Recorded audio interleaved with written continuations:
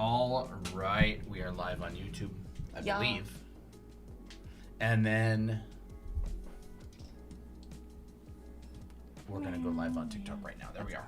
Song's honestly how I feel right now. Like my body's like, but oh well, still gotta draw. I don't even know what the heck to do, bro. You got some images, right? Fico Rig, Dawn, Lexi. I got a couple of things to study. Yeah, Amina, hello. I want to get through our class, homie. Bro, I know, I so do too. Well, Hello, Fico Riggs, Lexi, Stardust, short stream day. Hello. Yeah, probably a short-ish stream. Obviously, there's always a chance it turns into 7 hours, but not too high. Depends how much fun we're having with y'all. Yeah, We're impulsive. we kind of are. We're like a mix between kind of impulsive and also impulsive. Well. I've got my new little pencil that I'm trying. See? Hey, Lau. Hey, Gizmo. Ooh, that was a bad voice crack. I didn't hear any voice crack. I've never done a study of this one. I've always like wanted to, and so now I thought today was today was the day.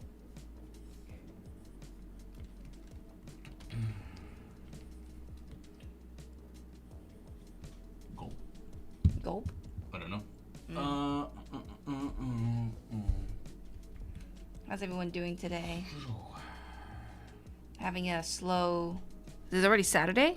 Bro, it's already It is Saturday. already Saturday, bruh. Bruh. Can't quite believe how fast stuff happens. I know. You say short stream, but then it'll be like 5 hours. It could be. It could be. It does happen a lot. We'll be like, oh, okay, I guess we'll head off, and then like we're there for like another hour. Better to under-promise You know, that's true. than to over-promise. That's true. If I feel like it, I'll probably answer some questions, because I mean we are Anime Academy after all. But that's more about depending on my mood.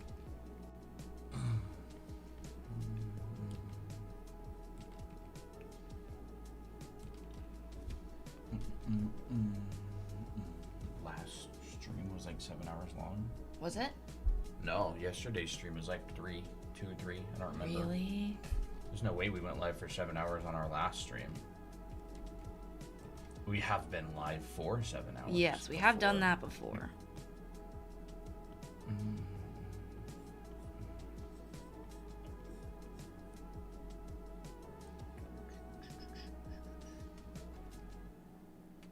Yeah.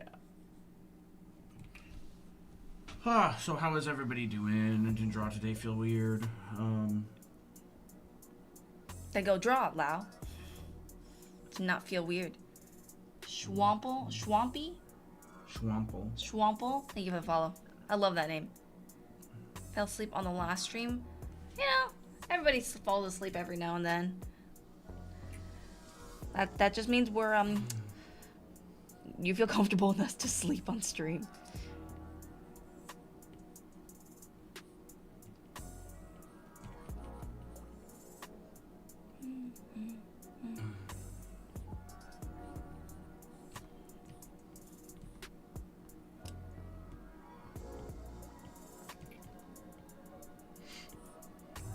There we go. Got a little base.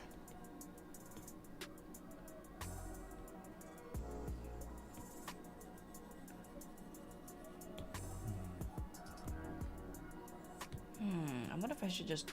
I think I'll just do a drawing.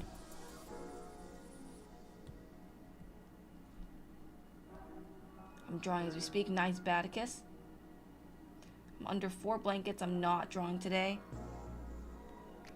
Fair Weighted enough. drawing exercise. Weighted. Weight training drawing. Draw Yeah. with weights on your hand. Wait. I didn't even did a pun with that. Honestly, like get wrist weights. Oh wait, Colton. We could do like the Rock Lee thing where it's like we're drawing with a weight, but like we're drawing slow, and then we like take the weight off. And we're like, Yeah. that'd be kind of cool. Let's do it, bro. Honestly, that's what drawing with some digital pens is like. They're so stinking heavy and bulky. They're like, it's like a transformer. Okay. I kind of, I'm gonna use a different brush. bam, bam, bam, bam, bam. Bam, bam, bam, bam, bam, bam.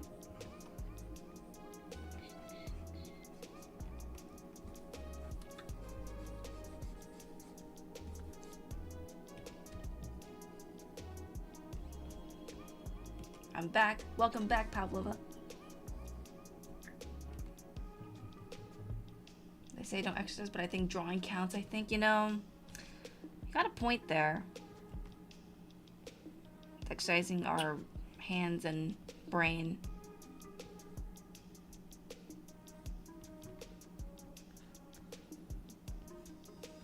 Your head's in the frame. Oops.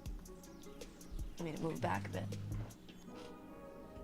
Got my first ever tattoo today. Super happy with it. Wow, what tattoo was it, Stardust? Nice.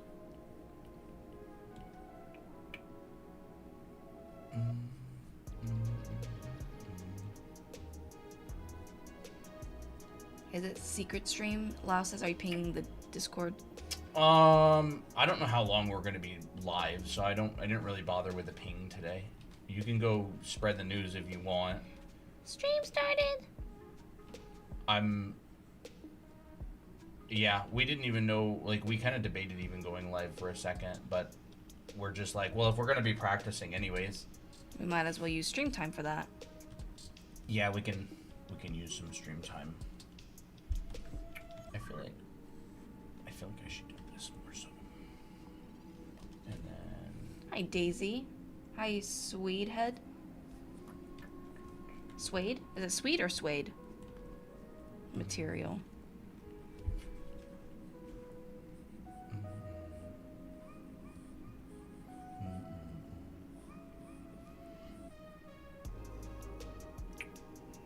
Yeah, we've been going through this class.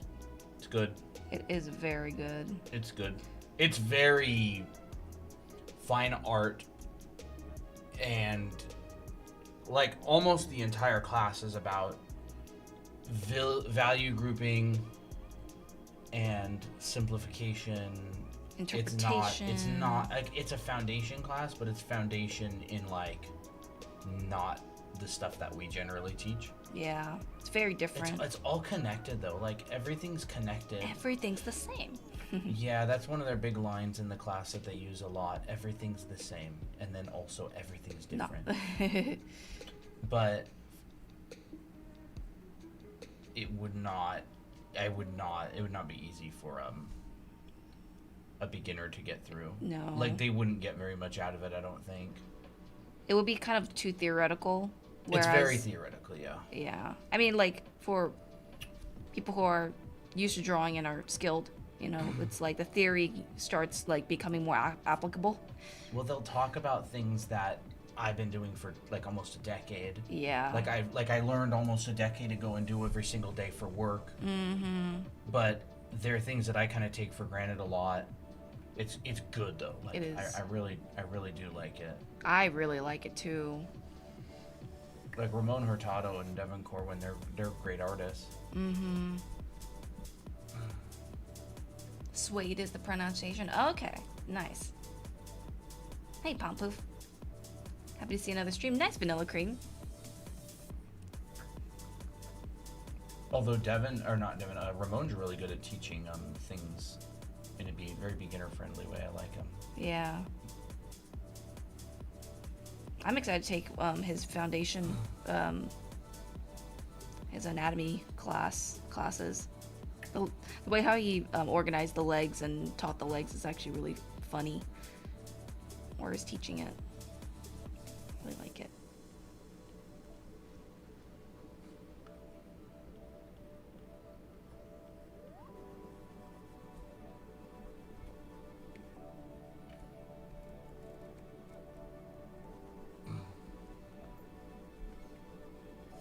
This is Procreate. Procreate, and you can get this exact brush on our website. It's for free. drawyenemy.com. It is the green button that's labeled digital brush. You can get this exact brush that I'm using. Very, very good brush. Everybody has this brush, at least in our server, for the most part.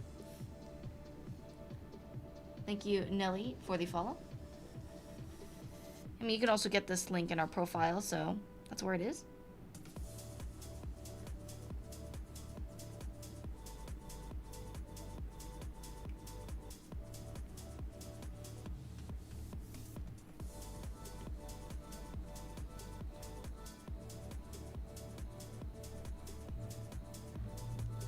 Watched your long live on YouTube a while ago. Are you guys gonna do another one this year? Our long live or what? You mean like a 10-hour? We've done a lot of long lives. We've probably done like 10, 12-hour streams. Yeah. Since we started streaming a year ago. 10? Do you think 10? Maybe like more like 8. Yeah. We've done it a bunch of times. But yes, we're going to be going live for a really long time on October 31st. So that's in about 6 days. Friday. Mm-hmm. Next Friday is going to be a long stream. Yes. Halloween stream. Yeah, we're going to be having a Halloween stream. Bum, bum, bum, bum, bum.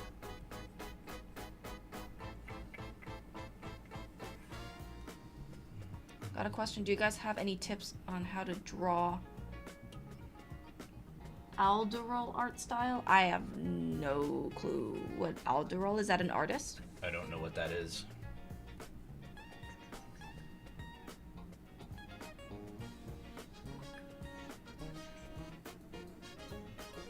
It's 1:22 in England. 1:22 a.m. or p.m. I mean, Probably AM. I would assume probably AM. Yeah. Can we have Jake Yeah. on the YouTube stream? Saturn asks, you know. Saturn asks from TikTok. How about you ask on YouTube? Hey Tim, You want to ask on YouTube? artist from Hanako-kun, the toilet-bound Hanako-kun. I would say, I mean, assuming that you know how to draw, if you want to study specific style, what I would do is I would take notes on like what's their line work like. You know, I would do like little small studies on the side. I would break down like how they stylize eyes and faces and stuff. But it's a lot easier to do studies when you have good foundation, because if you are a complete beginner and you try to do a style study, you're missing a lot of like information or decisions that the artist already made with like way more skill. So, but assuming you do have the skill, I would try to section it. Like, how do they proportion their bodies? How do they do their line work? How do they draw facial features and interpret things? That's what I would think about.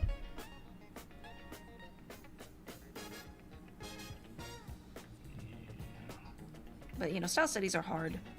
I mean, 90% of the style is just drawing foundation. Yeah. It's like, it's kind of like asking to learn how to write in the style of a famous writer in a language you don't speak.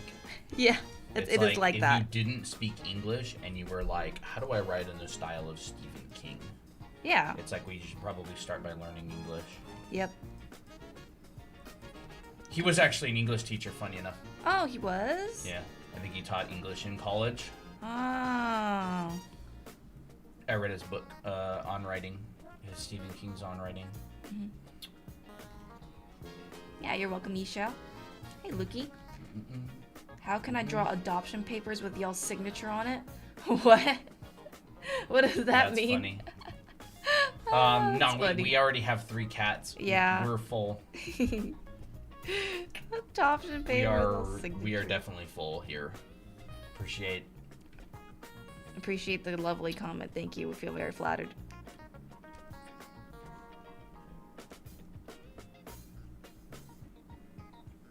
I think I would just end up overfeeding you. I'm sorry. You're gonna have to send. We're gonna send you straight to work. You're gonna be. Yeah, we're gonna be sending you out. So you have to make a little dough. Hey, you don't work, you don't eat. That's how it is around here. It's wild.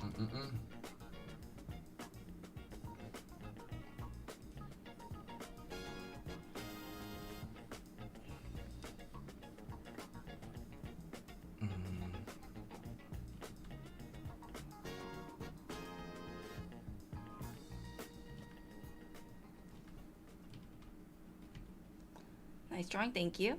Hey, Dahlia. Oops. Your guys' videos have re-sparked my interest in drawing. Thank you. You're welcome. I nice. really appreciate that.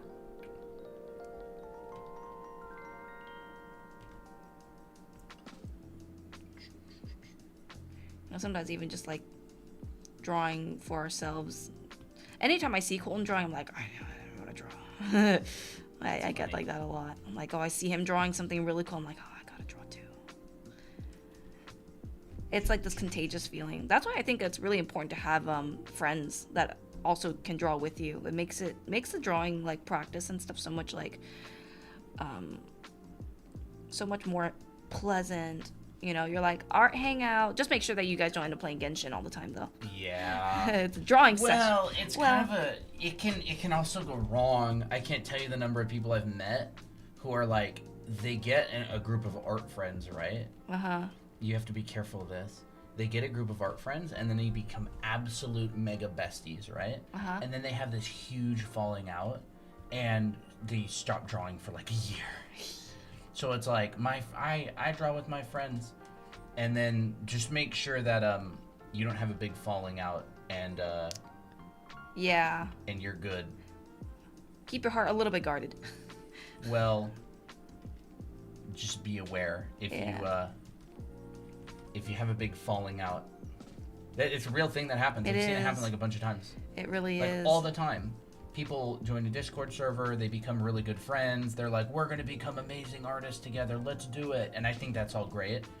And then, they have a big falling out and they all kind of quit art. Yeah, and then they all like break up. They're like, we're going to become professionals together. We're going to become pros. We're going to make our own manga. Let's do it. And then, stuff happens. Yep.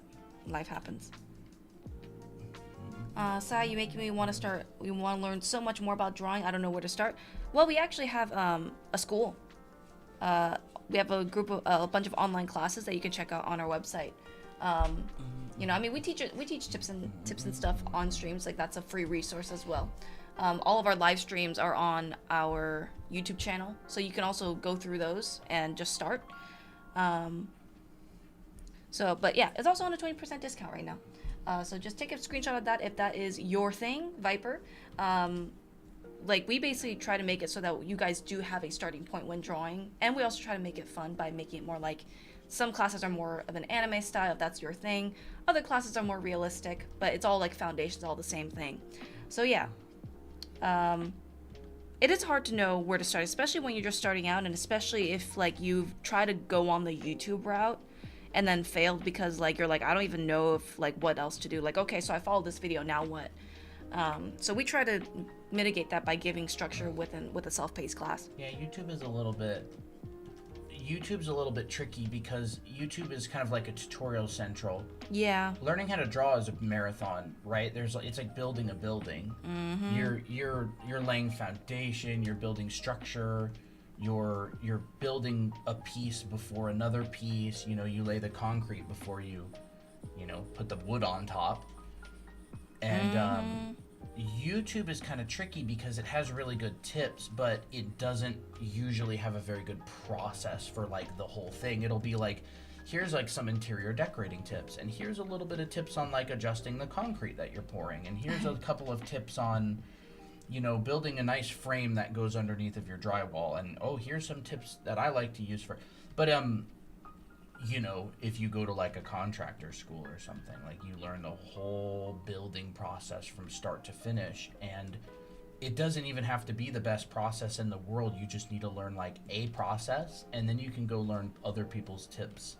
Mm-hmm. And you could learn them at the same time, you could learn them later, but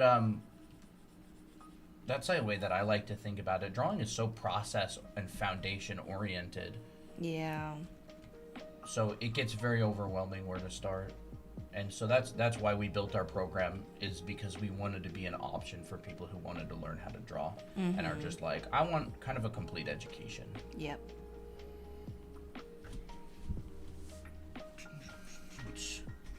Good ones on you live on YouTube. Nice, Daisy. Hi, Con. What software? That's Procreate right there. It's been a while. Hey, Artemis. Soccer season. That's fun. Ooh, soccer season.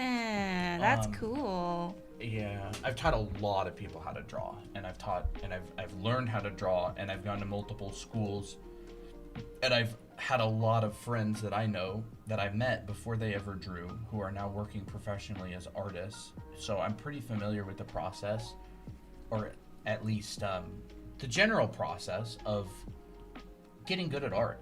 And I don't mean like are all art is subjective type stuff. I mean employability, right? Where other people are like, holy crap, you're so good at drawing, what the heck? Like that sort of thing, right?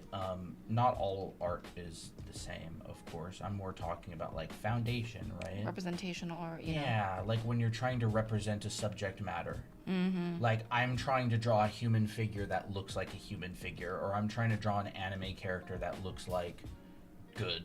Yeah. Like it could actually be in a manga. Yeah. I'm not talking like more Like feelsies kind of thing. No, it more under like abstraction or whatever. Oh yeah. More abstract art, which is totally fine. There's nothing wrong with it. I don't really do that kind of art. Although all art is abstract, and we could get into that discussion, but That rabbit hole. yeah, that'd be a fun Rabbit hole to do. But I'm talking like you're a beginner, you've never picked up a pencil in your life, and 5 years later you're like getting a job offer at like a video game studio, or like working on your own comic or something, and other people are just like, oh, Dang. I don't have the talent that you do. You're just like, yeah, Yeah, that's what I want. do you realize how hard I work to get here? I worry, it's not talent.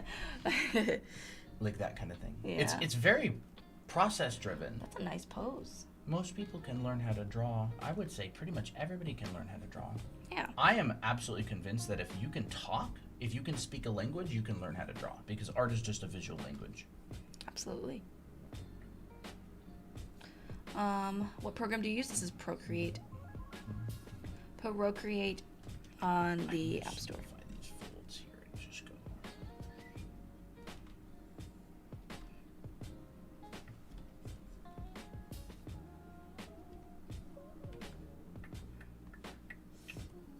No, I feel like painting this.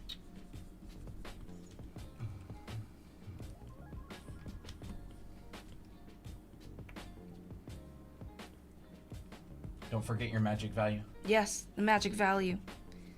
Absolutely. That's such a good. That is so that's good. It's such such a way to break it good way to break it down. down.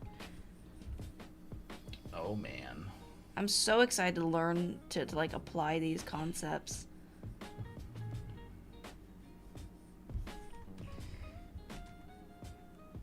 Is Clip Studio Paint good? I heard it's very hard to navigate. It's not that hard. It's actually quite similar to Photoshop in some ways. I mean, I don't know if they know Photoshop. That's true, actually. Most drawing programs are similar-ish. Yeah, like they'll have similar tools and stuff. I would recommend just learn a drawing program, and once you get comfortable with it, most drawing programs are relatively similar. Like they have layers, they've got layer settings, they've got alpha locks, all that kind of stuff. Mm-hmm. Once you learn a drawing program, you kind of have like a familiarity. It's like poly modeling or something. Like you learn how to model in Blender, and it's like, okay, I understand topology, I understand, vertices and all that kind of stuff, and subdivisions, and like most 3D modeling programs are similar. If you're doing poly modeling, if you're doing CAD, it's different. If you're doing, voxels, it's different. What's voxels again? I think they're like 3-dimensional thingums. I don't really know. I haven't done much. Or you're doing like NURBS. That's like a different one as well. There's a lot of different. I think 3D has a lot more complication a lot of the time than like a drawing program. Yeah, absolutely, I agree. Because you're dealing with like different ways to interpret 3D. And if you're working with like vector art, I would say that's kind of probably the similarity, like vector and raster.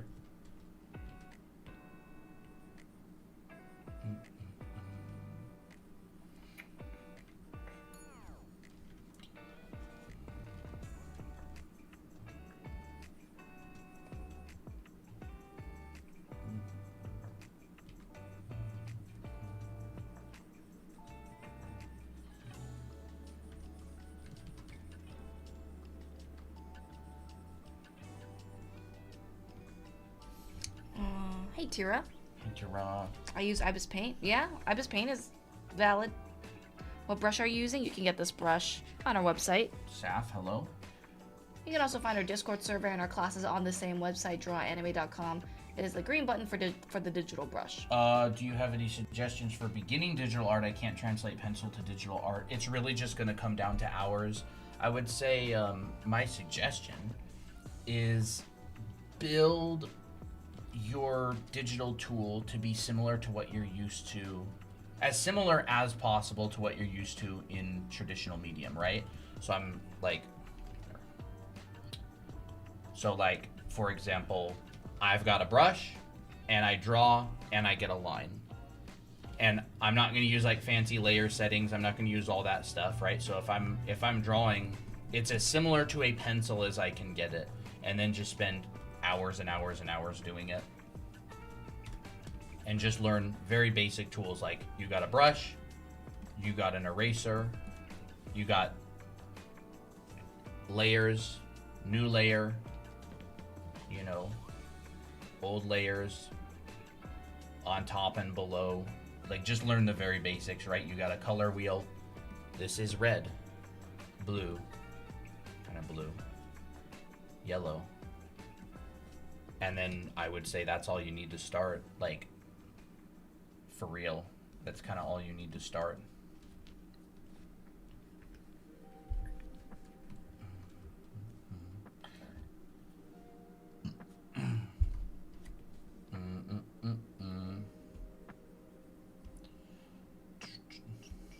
Do y'all have any courses or books? Yeah, we have 2 books. 2 Yes. published books. I don't know where they are. They are They're way here. up there.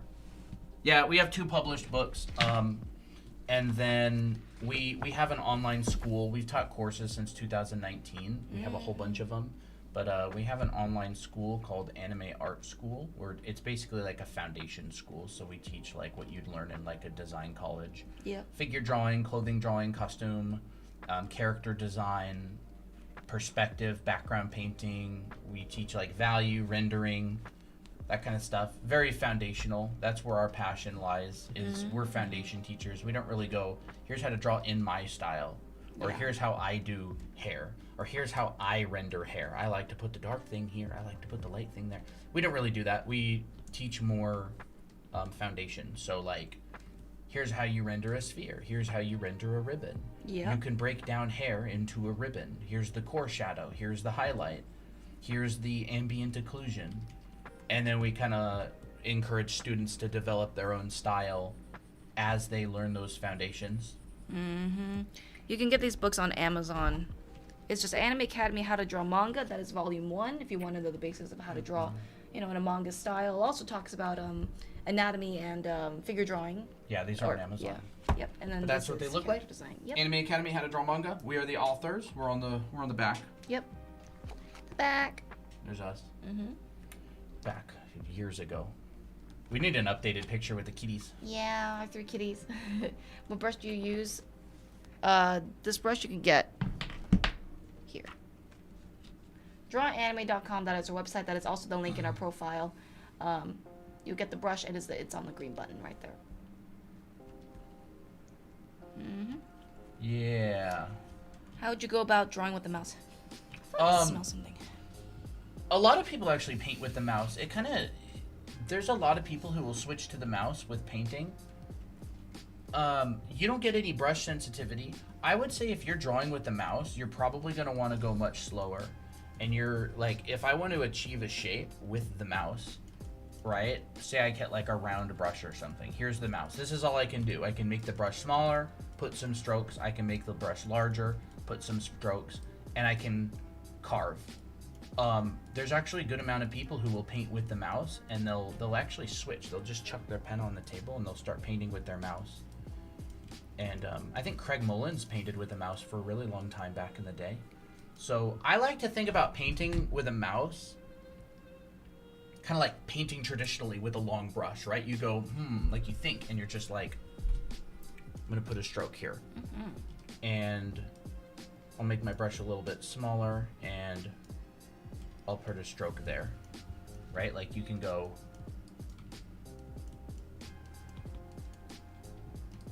one, or I could just say 1, 2, 3, and you can get like a hard edge right here. So think about it almost like traditional painting. I wouldn't really recommend drawing with the mouse. I mean, maybe if you're doing like, maybe if you have like really strong brush smoothing like this, maybe if you're doing like graphic design and you're using like the pen tool. I don't know if you've ever used, you know, this. You can certainly draw with the mouse using this, but you have to know how to use this tool.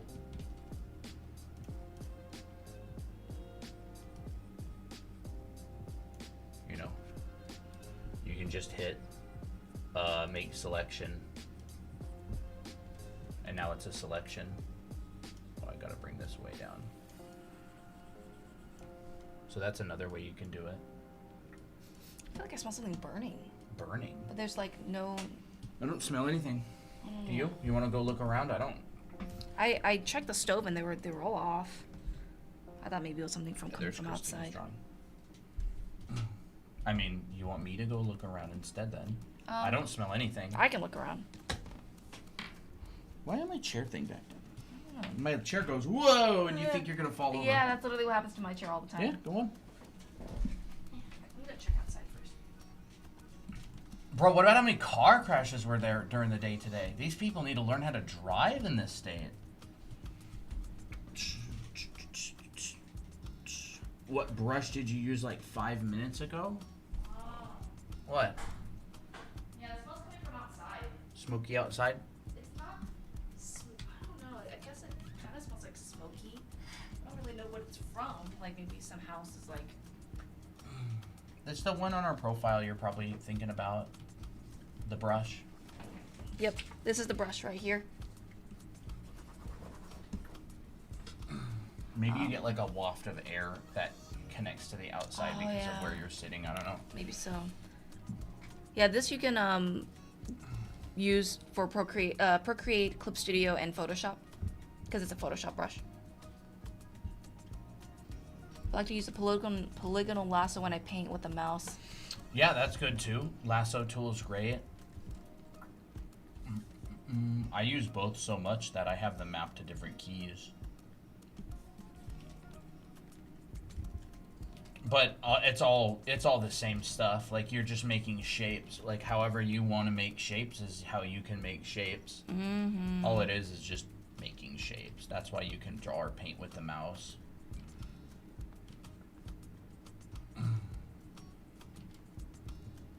Can't wait for the Apple Pencil to make pads. Ooh, is that like for vector stuff?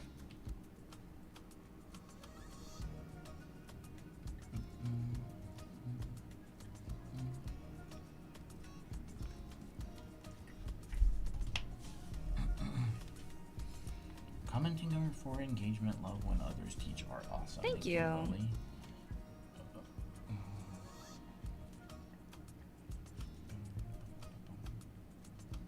No, we don't have any CSP brushes. Neither of us use CSP. At least not these days. And I hear CSP brushes are pretty good, like default ones that come with it, right? Yeah, the default brushes are... I really like the default inking brushes. Those are actually quite nice. The painting brushes, I don't know. Maybe I never really got used to those brushes very much. But another good thing about Clip Studio is that they have like a bunch of brushes that you can get for free on like their website and stuff. And a lot of artists make their own brushes for Clip Studio. So it's nice.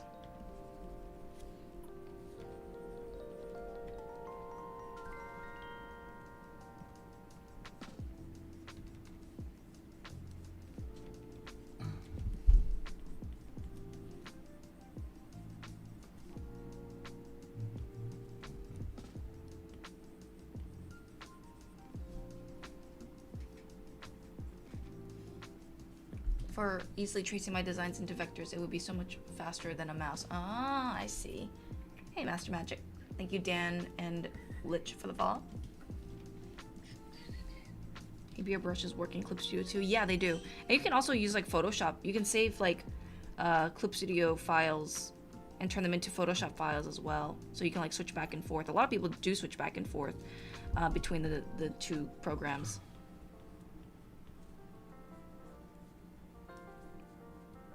Yeah, you can't open CSP brushes or Photoshop brushes in CSP, can't you? Yeah. Dahlia was able to get it in. Loveless was able to get it in too. Yeah, we've had a number of members that have gotten this particular brush into Clip Studio, but it's not a Clip Studio brush, so you'd probably have to find a guide.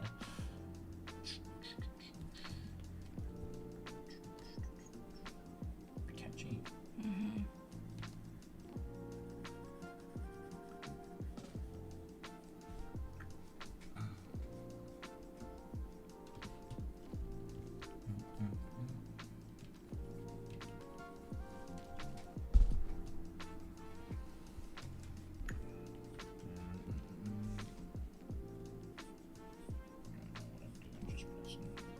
Just messing around.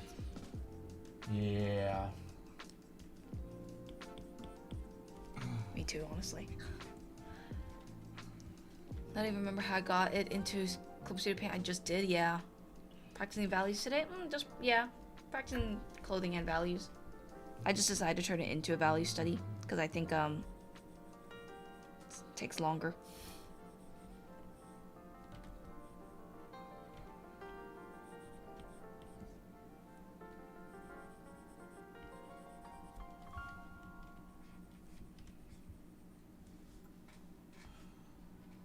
I really want to try to think of painting and drawing like sculpting.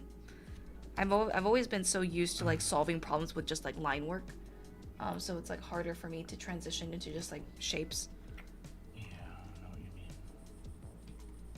Like I want to simplify all this, and I tend to go into detail too fast too. That's what I noticed for myself. They're really very similar. Like they operate under the same exact principles, you know. Mm-hmm. Like you show form, like you have form, right? You just show it like different ways. Yeah. I actually find it really helpful if I look at my drawing on a different screen. It like helps me to have a fresh pair of eyes. Yeah. Painters would have a mirror above them where they could look at their painting or Oh, behind them. I didn't know that. Yeah. It was pretty common. You of course you can just flip canvas now, but back in the day, people would have like a mirror that they could look at. You know, cheeky little well-placed mirror. Mm-hmm.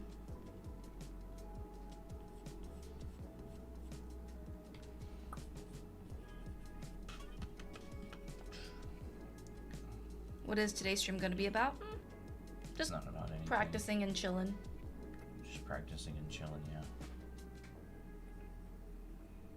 Yeah, I have no idea what's going on outside, but it smells like smoke. You can just like open the door and like take a whiff. Wow. Bro, I need a drink. You know what? I need a drink. You'd need a drink. Yeah, we're just doing some like silly clothing studies today. I don't know. This is what I I'm like working on. yours. I'm just doing like a line work, Fancy. simplifying some of this stuff. This needs to have a little bit of an overlap. That works better.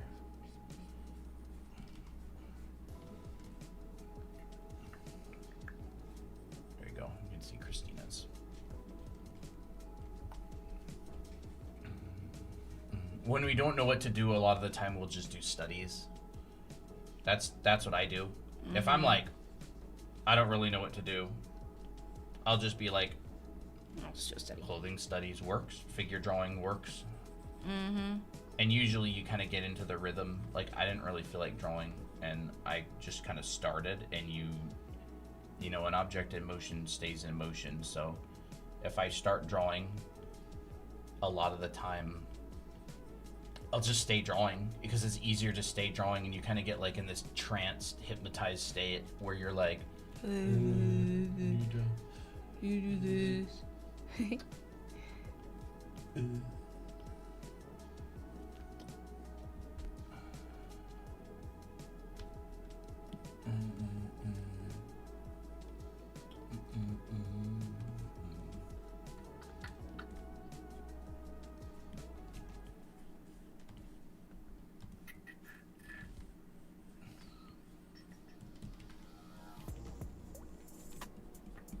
I really, really liked how they broke down contrast, like not contrast, compression. Mm-hmm. Like all art is compression, details, values, like the complexity, like anything complex. really like how they talked about that. Yeah. Are you working on one layer? Yes, I am. Keying. I thought that was Keying. really good as well. Like just kind of the whole concept of keying. I was like, I never even thought about it that way before. Like keying is like, oh, you pick this relative point that everything else kind of revolves around. Mm-hmm. It's any point you want. You find the magic value.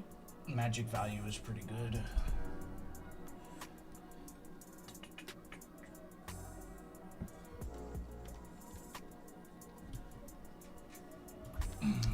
Are you building up the darker colors? Just curious about the process. Yeah. What I do is let me actually go back. Video time lapse. So what I did here was I just found like the most common value in the image. So like maybe the wall. Whoops. Like you can, I don't know how you pause it. Oh, I don't know how you pause it. Like right here, Yeah. you can see that like the values started getting really muddy. Yep. So, and I think she could tell, and so she went back and decided to separate light and dark. Like light, top plane, shadow plane. Yep. And you can see that like immediately, like right here, things start to get really well described. Mm-hmm. And then everything else is kind of like nuance within that. Yeah. And I feel like I probably went back too dark again.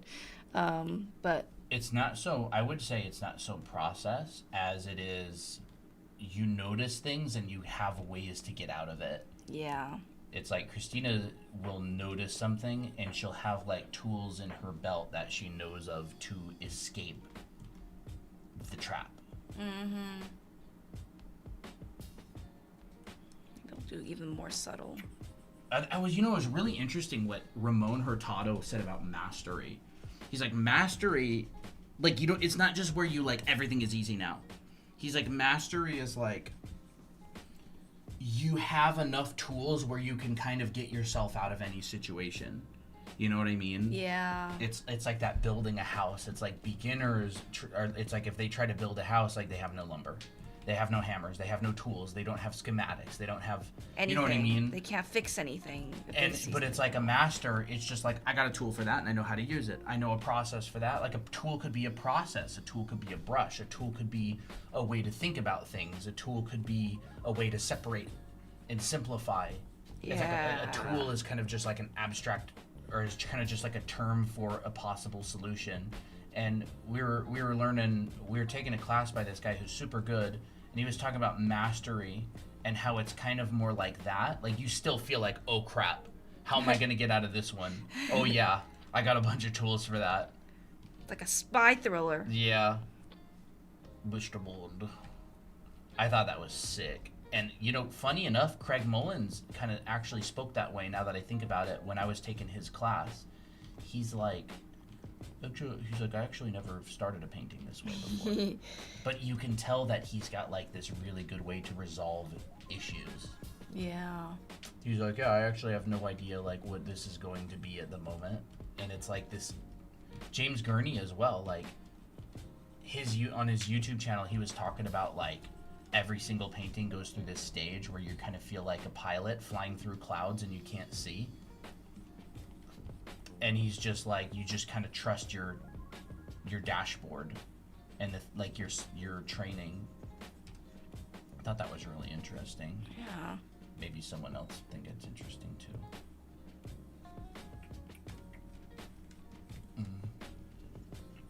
It's like, it's like we think, oh, this person's a master. All of this stuff is easy for them now. Not that either of us are masters. I'm certainly not a master at all.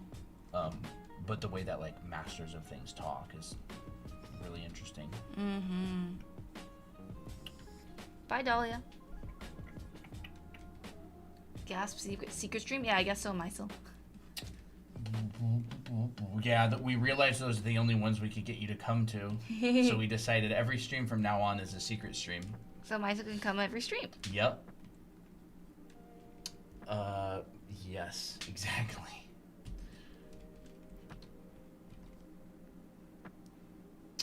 There's that. I feel like this is where I have to be like very careful.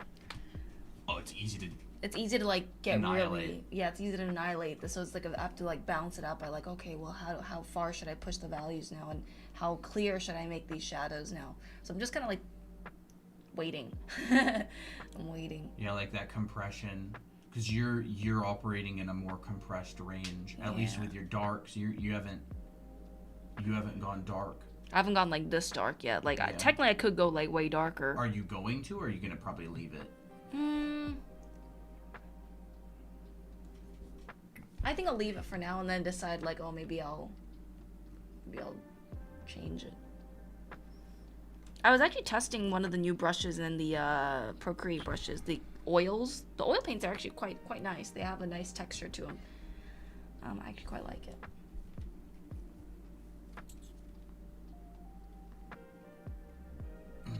Targeted / silly, real. Ramon Hurtado's stinking funny. He everything is. he like cracks jokes at everything. Is really funny. You're just like, dang, this guy's like a really good painter. Oh, he's got to be oh like. my gosh, he's just a master of anatomy. He's probably really serious.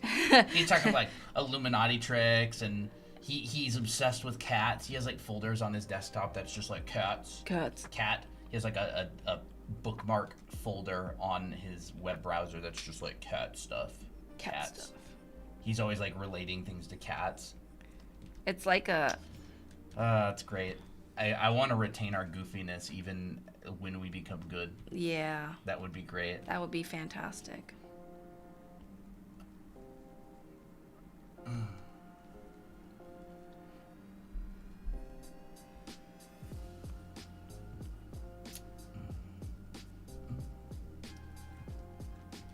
Cats. Bro, he is so obsessed with cats. I feel like a lot I'm not as obsessed with cats, and we have 3. of.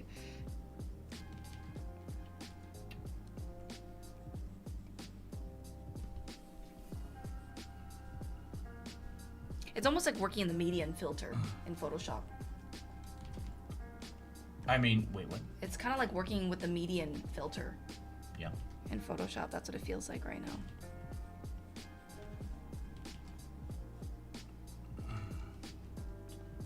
Yeah, when I tell y'all that we still take classes, I mean it. We take a lot of classes. I love it. I love learning new things about art. There's always someone better. Yeah. And like a lot of things you're not ready to learn until you reach like a certain threshold as well. You know what I mean? Mm-hmm. Like certain things kind of have to become second nature. Like you can understand it logically, but like you're just like, I got no chance of pulling that off. Yeah. It's kind of weird how that works, you know? Absolutely. Like you can totally understand something logically. Like you could take a class and be like, oh, I get that conceptually. Mm-hmm. Can't do it. Can't do it. I can't do Doesn't it. mean I can do it. And then you'll hear things, and only years later they'll click, and they'll just like kind of click one day. And you'll be like, Oh. okay, I see it now.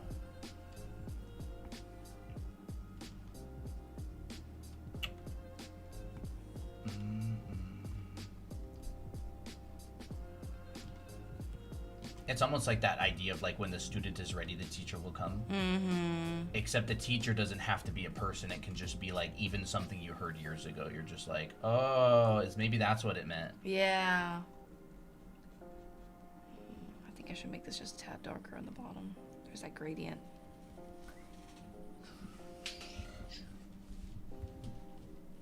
Why do people come to these streams anyway? I don't know. They're just Chat like yap streams. Like, like a podcast. Art podcast. who's here anyways? Yeah, there's 95 people here. That's not bad for a chill Who's stream like asleep this. right now? Yeah, I know. Can we get That's a a me? real question. Good evening. Good evening. Pancakes reporting in. Nice. You watch on TikTok and YouTube, right? I'm awake, gonna go out soon. Nice. What is everybody up to this weekend? The weekend before Halloween. Oh. I can't believe Halloween's already... Bro, it's already almost the end of the year. It's wild. Sketchin still here. Who's who's here for the first time? Yeah. Like, y'all are just like, The hell is this? What are they doing? Why is there a bald man and an Asian girl drawing together? I don't know. Sometimes I feel like that's kind of why people come. They're like, oh, it's an interesting combination. pattern interrupt. Yeah, perhaps. Or, I mean, I hear a lot of people, they say they come for the art, which, you know, I appreciate. The art. The art. I'm something of an artist myself.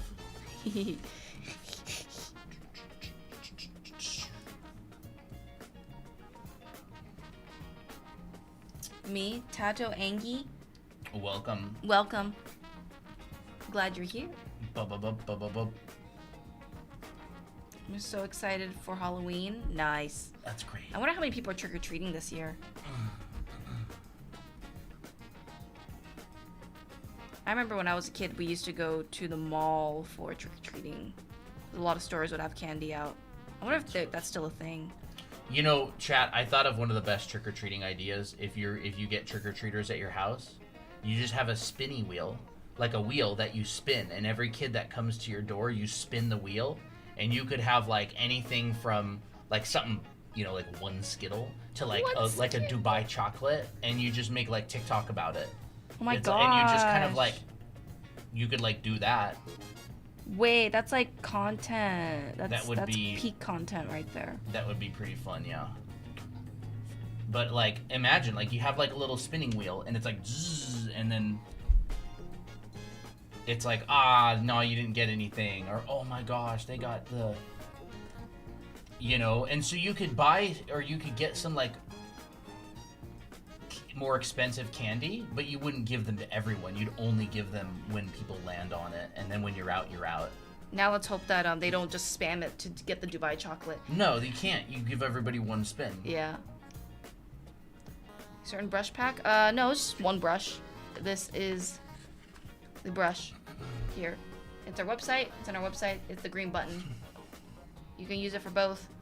6-7 viewers. Nice. Oh.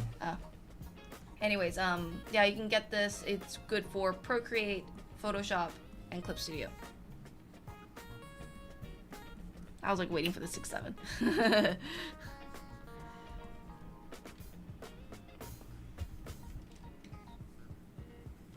I wonder how long that meme's gonna last. I wonder what's the longest lasting meme. Some memes I feel like last longer than others. That was kind of like a topic in that book, Contagious. It's like how many like daily triggers. Oh. Like how many triggers, right? Because some memes only get popular around the holidays because maybe they're like related to a holiday or something. That makes sense. Like, it's interesting. It's really interesting.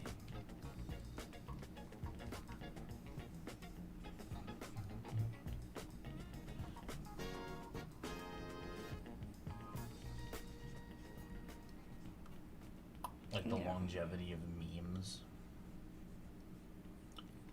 What's your essay on? The longevity of memes. I'm studying the social and cultural impacts of meme culture. That's just a fancy word. That's just a fancy way of saying I would just watch TikTok all day. And I listen to Brain Rot for research.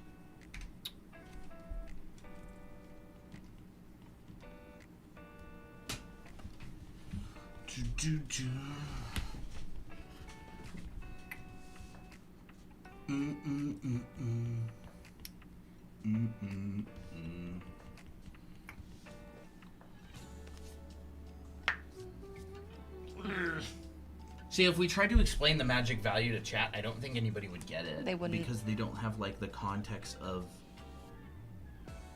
any of the other stuff. Like, maybe one person would get it if we, like, really spent the whole stream trying to explain it. But I just don't think it would be worth explaining on stream.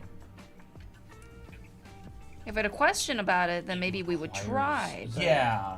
It would require, like, underlying contextual... information. Yeah, like, you couldn't even really teach it unless you had, like, an entire, like, background. That's the thing. And done a lot of paintings. Yeah. Maybe I can, like, just think about, like, how to talk about it. But it requires so much kind of, like, underlying knowledge. Yeah.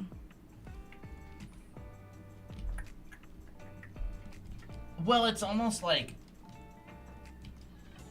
I think it would be worth, like, you could explain it in a way, but it's like it's like if Christina and I started speaking, like, I don't know, like Polish or something. Imagine chat. Actually, I'll speak Polish. It's not that it's like a concept that's not understandable. It's just that there'd be really no frame of reference to, like, apply it to artwork, and it would seem so boring that It just would leave. Yeah. It gets kind of boring. Unless you're a nerd. You know, isn't Polish a pretty hard language to learn? Is it? I think so. I don't know. mean, I think any language is hard to learn.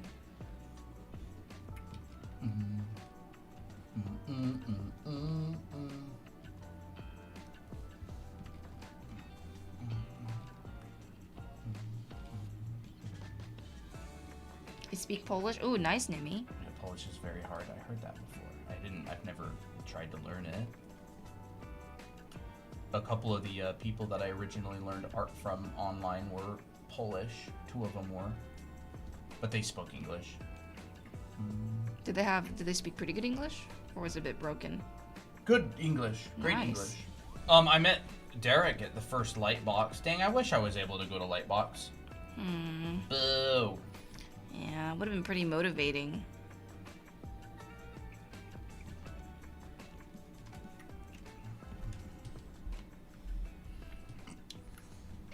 I guess I could explain it in a little bit of a way. I could probably explain magic value a little bit with this. Do it. We'll do it. We'll see if it works. See if we can do it. Or you can do So it. like this is a block out, like a really simple 4-value block out, right? I'm literally operating with just 4 values here. I've got 4 tones. where the heck is that it? Yep. Yeah, there it is. Magic value is basically kind of like your starting point. It's like they call it like a door a lot Entry. of the time. You got like your entry point, but essentially everything, like if you're painting something and you're looking at a reference image, right? Say you have like a reference image of something and there's something going on, right? You basically go like, what in your reference, or what, you can do this from imagination too, it's not just from a reference, but you basically just go like, what is like the average value, right? Like say it's like a medium gray or like a light gray or like a dark gray, and that would basically be your starting point to compare everything else to. Because when you're working with art, digital more than traditional, you only have a certain value range, right? You've got like white to black, and your entire painting, your entire artwork has to take place in between these two. So you find that initial magic value, they just called it a magic value, right? And then you go and you look, because this is keying, right? Because I could take this group of girls and I could lower it, I could raise it, right? It's like compressing. What if I just not balance? What is it? Control U. What's another good word for keying? I think photographers use keying. Anybody here who knows photography, who's like a photographer, do you use the word keying? I mean, you got like ISO, shutter speed, aperture, and you've got like exposure, but is that a photography term, keying? But anyways, right, like my magic value, it's relative to all the other values in my painting. So if I have something slightly darker, you know, maybe like Rai Senpai says yeah. something like this is going to be slightly darker in relation to this, right? If they get darker or if they get lighter, that one always stays like connected to that one. The relationship is going to be the same no matter what. Yeah, the relationship is connected regardless of whether it's light or dark. And so magic value basically refers to a value that you pick that you start as a reference point, and that's how people paint pictures that are like over or underexposed, even though what you're looking at doesn't look like that. So it's like, you know, imagine you take a photograph and it's overexposed, and so your lights are blown out but your shadows have a bunch of detail in them. You can look at a person sitting on a bench and paint an overexposed painting even though your eyes don't see that, and it's kind of like a way to create a point of reference. A bunch of like the old masters and a bunch of like master painters, they think about that a lot when they're getting started. And so that's magic value. Like conceptually, I don't think it's too hard to understand, but application wise in an artwork, I don't think it's like very practical to teach unless you're teaching like a really advanced painting class or something. But it's interesting. It's certainly interesting. You know, I could even come in here and make this whole bit the same. That's nice. Yeah. Well, I was working on this just a little bit. Really like that. Catchy song. Yeah. Catchy song. But like, understand wise, it's like, oh, I get it. That makes sense. It's like application wise, it's like, well, I ain't painting any plein airs. I'm not doing plein air painting, or I'm not doing like, but it's also true for like anime and manga. You just kind of interpret it in a different way, you know? Yeah. So yeah, if anybody wanted to know what the magic value thing was, that's it. At least as far as I understand it. Do you feel like that was... I think that was good. That was accurate? Yeah. I feel like it was. Yeah, it's kind of interesting. Because like I would hear a lot of these types of tips when I was a beginner, but I would have like no way to apply them. I would be like, how do I even... How draw foot? You know what I mean? How draw male side profile? Like I'm here learning about magic values, and my hands are like looking like this. Oh no. Like I'm trying to draw a hand and it looks like that, and I'm here like magic value master painter. So it's like it's just really hard to apply. Hey, ouchie. Let's go. Good. Oh, this is the technique that John Singer Sargent used. His teacher was explaining.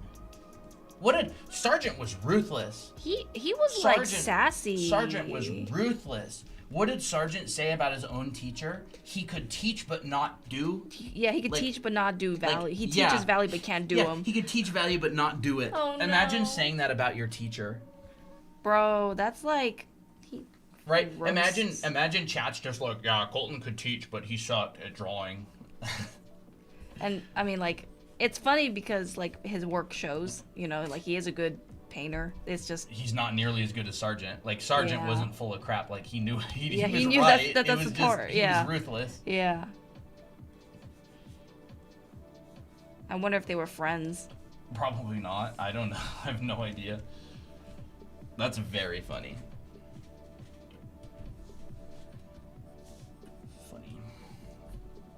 Do you feel like that whole idea of like keying and magic value is helping you keep your values organized here? I think so. I feel like I went too far again. It's so delicate.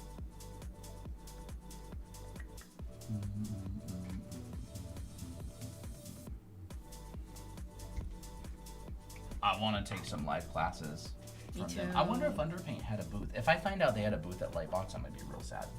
What, Underpaint? Yeah. I wonder if they do at Lightbox. That would be crazy. Would be heckin' crazy. Bro, I want to have like ramen over there again.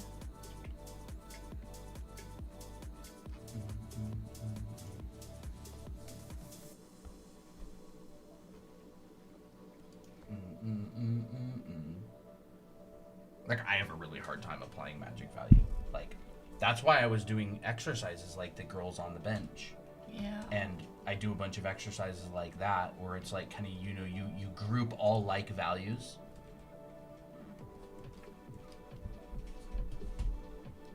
And it's weird. It's so weird because it's like you learn all these rules, or like, I don't even want to say rules, but like you learn the principles and the proper ways to do things, like, you know, how to draw in perspective and straight lines and half to black and value and modeling form, and you learn about a core shadow and a cast shadow and the terminator and the ambient occlusion and all that kind of stuff. And then you sort of like, you spend so much time and it becomes so much of your focus, but then in the next stage that actually all takes a back seat and becomes subordinate to like the design. Yeah. And so it's like a conscious removal of ambient occlusion. If you accidentally remove it, everybody can tell and it looks wrong. If you intentionally remove it, it looks good. But the catch is you have to know how to do something in order to not do it. You know what I mean? Yeah. It's like you have to know how to like do something in order to take it out. that's why it's like, oh, like, do I need to learn anatomy or do I need to learn this if I want to do that? And it's just like kind of sometimes, like, a lot of the time you have to learn how to do something in order to not do it. Isn't that so weird? Like, in order to properly not do something, you have to know how to. It's like knowing how to do it and then knowing how to erase it. Yeah, it's funny. I guess. I like that concept. It's funny. Feels like counterintuitive, but it's not. Yeah, it's like, I mean, it makes sense too, because it's like in order to, say, warp your perspective and cheat it, you have to know the boundaries of how it really works. Yeah. And then when you start cheating it, you know how you can get away with it. Like Kim Jong-il did that all the time. He's like constantly cheating perspective. But like nobody can bat an eye. It's like a magic trick. But it's cheated in a way that makes things more clear to understand. Mm-hmm.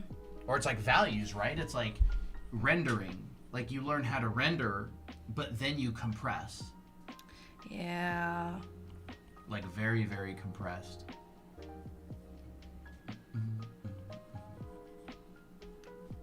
My plan for the whole week is to do the 7 Deadly Sleets. That's great. Nice. I'm excited. Let's start uploading those. We got some people in the server. By the way, there is a challenge going on to design a character. The challenge is called 7 Deadly Sweets. It's going on in the Discord server. We're going to go at the end of the month, have a really long stream on October 31st, and we're going to review all of the challenges, and we're going to go over them and compliment them. And you know, if you want people to gush over your work, this is for you. Yep. And it's going to be a lot of fun. So it's in the Discord server. And anybody can do it. It's completely free. Mm-hmm. And it's going to be a lot of fun.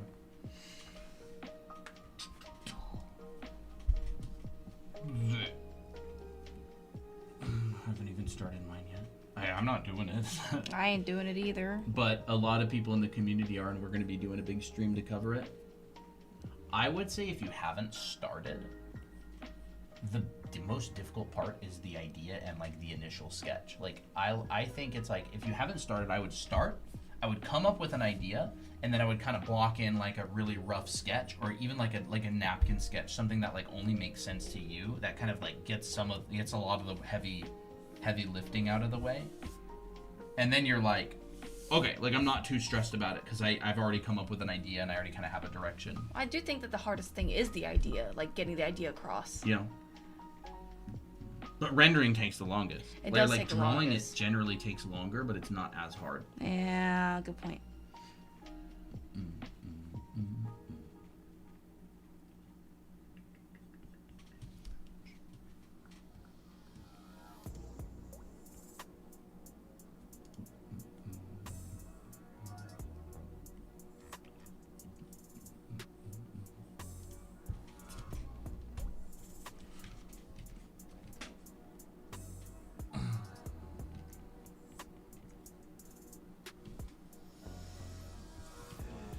I really do like this tablet. Like it feels great. My wrist isn't cramping or hurting anymore because I have a lot more room to draw. That's good.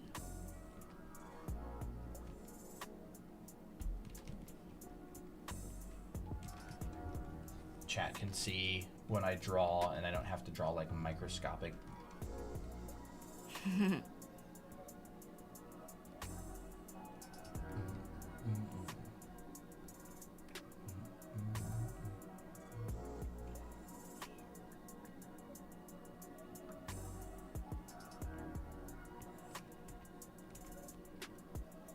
Magic Value is the type of thing that I would teach in like a mentorship for sure. Yeah, for like sure. If I'm teaching a student and they're like working to become like a professional and they have problems with like a value grouping or something, that's when I would be like, all right, there's this thing, like there's you a should secret. know it.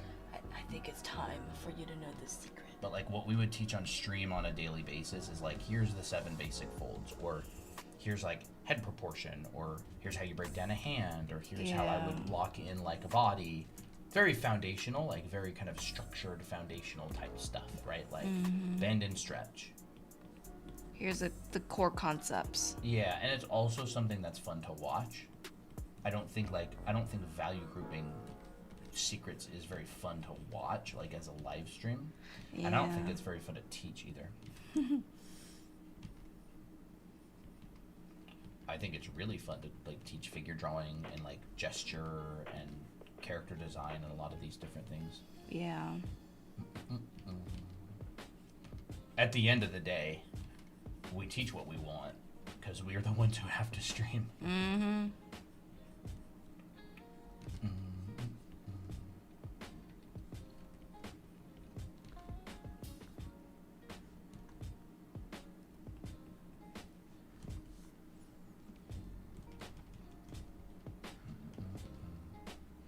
But most people who watch us are just hobbyists anyways. Like a lot, like there's not very many people here who are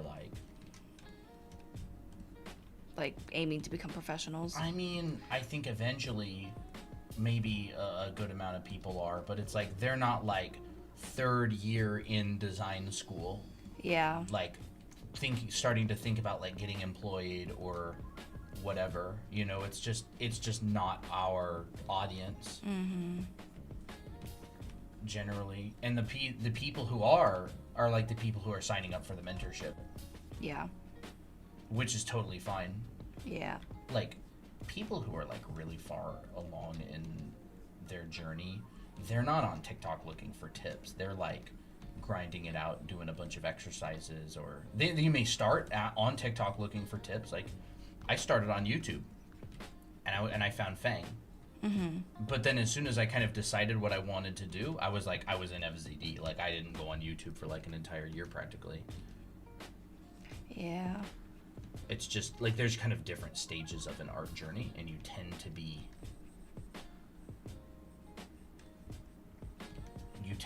like looking for resources in different areas at different stages. I'm a senior in high school and want to be an artist, and I don't know what to do. That's totally fine. Totally fine. Yeah, I mean, what kind of art do you want to do? Do you want to do stuff that's like, are you kind of like nerdy about designing functional things, or do you want to be more like, I want to tell stories that mean things to people? Not that you can't do both. I would start asking yourself questions, like to kind of hone in. On where to start. Get a direction. Yeah, like hone in on what you want. Like what do you want art to do for you, or like what do you want to get out of art? Because it's really just a vehicle of communication, right? It's like visual communication. Are you communicating stories? Are you communicating ideas? Are you communicating designs? You know, are you communicating, you know, an outfit that may be on the front of a magazine? Are you communicating a feeling or a vibe that you want in a museum or like in an art gallery?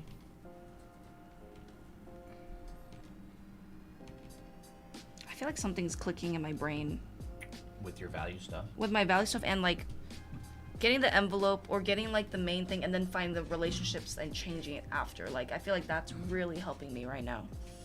Something about that. Mm-hmm. I feel like at this point, this is where we do like 30 of these to really try to hammer it in. Mm-hmm.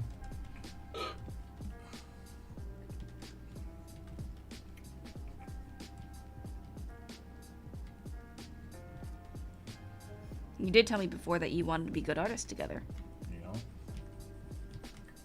I just remember that.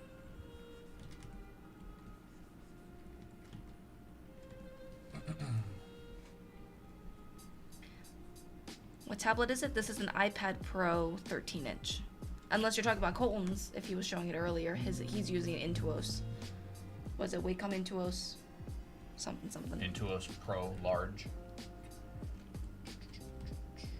Yeah, I got a large because my hand was cramping up on stream when I was drawing, because I kind of have to draw at a certain size or else you can't see it. Mm-hmm.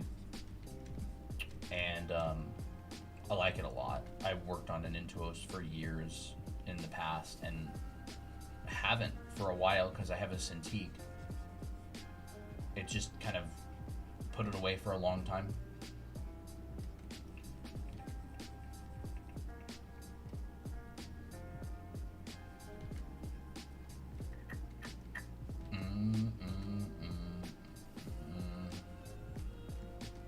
Do you use a matte screen protector? Yes, but it's What? been polished so smooth it basically doesn't even exist. And we I've- just realized that the other day. Yeah, I was like, wait, why does my other iPad feel different than this one, even though they have the same like screen protector? And I'm like, oh, we've drawn on this so much that it like whittled away Yeah. and became smooth. Yeah, I know what you mean. It literally got polished like a crystal, like a diamond. Like a It's mirror. So smooth. Like, It's not matte anymore, I can tell you that. It's funny stuff.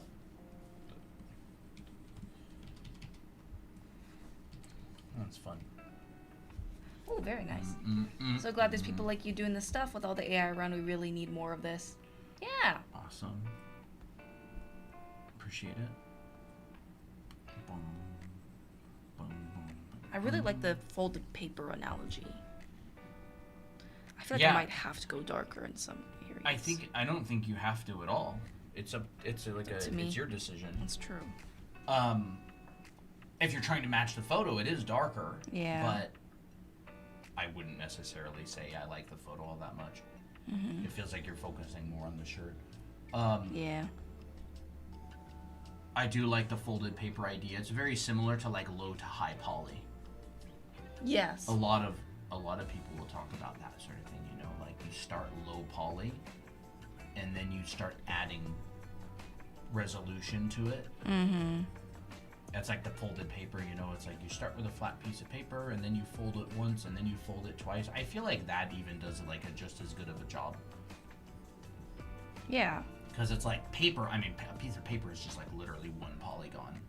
Right. And then a fold is like, boop, boop, two. Two. Yep. Another fold, boop, boop, boop. Another poly. Yep. And like as you keep folding the paper, like there's gonna be more sides to see and less and more of like a gradient that happens in Yeah. the shadows.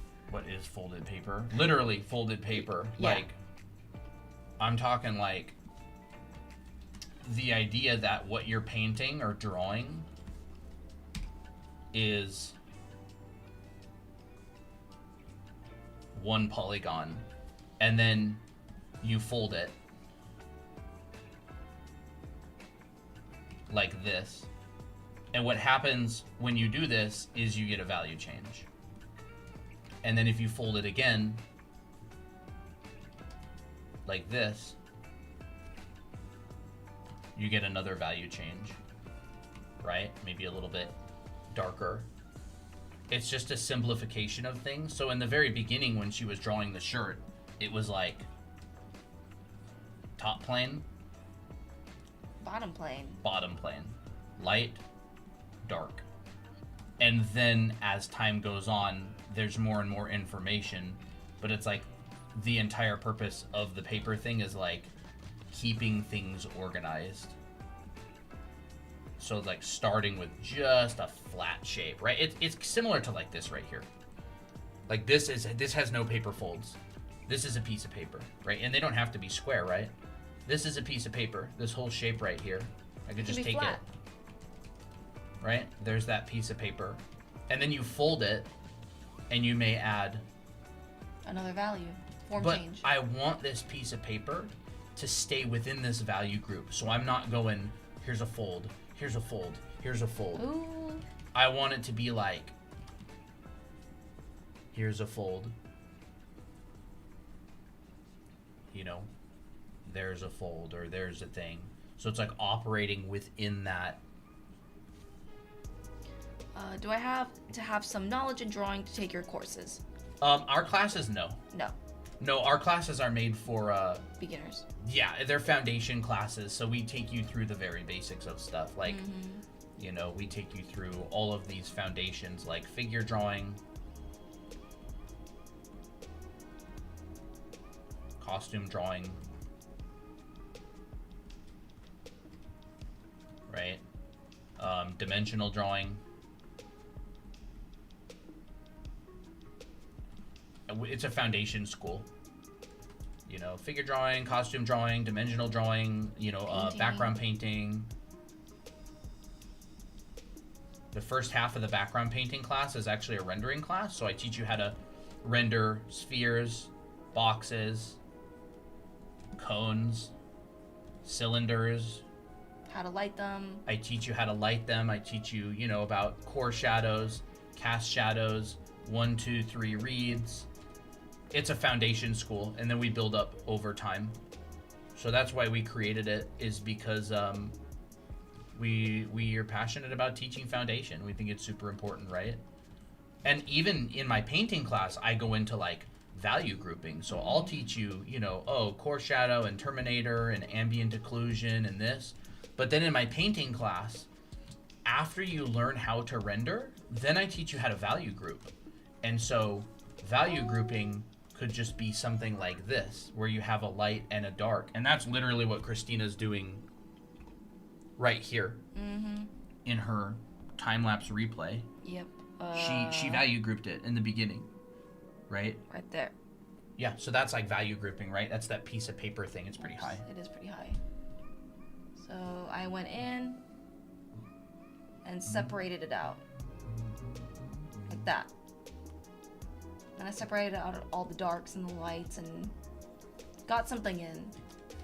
And then afterwards I kind of went in and like detailed it a little bit more. Yeah. No way neither TikTok nor YouTube notified me when you were live. Stupid TikTok and YouTube. What the heck? I know. One job. So the secret for shading clothes is the proximity of light and shadow depending on deepness? No. No.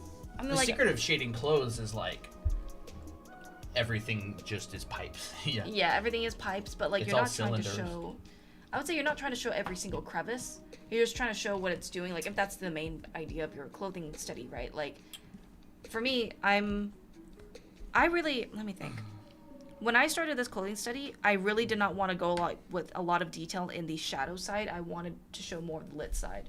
Yeah. And I wanted to show the relationships of the shadows and the shapes in the light.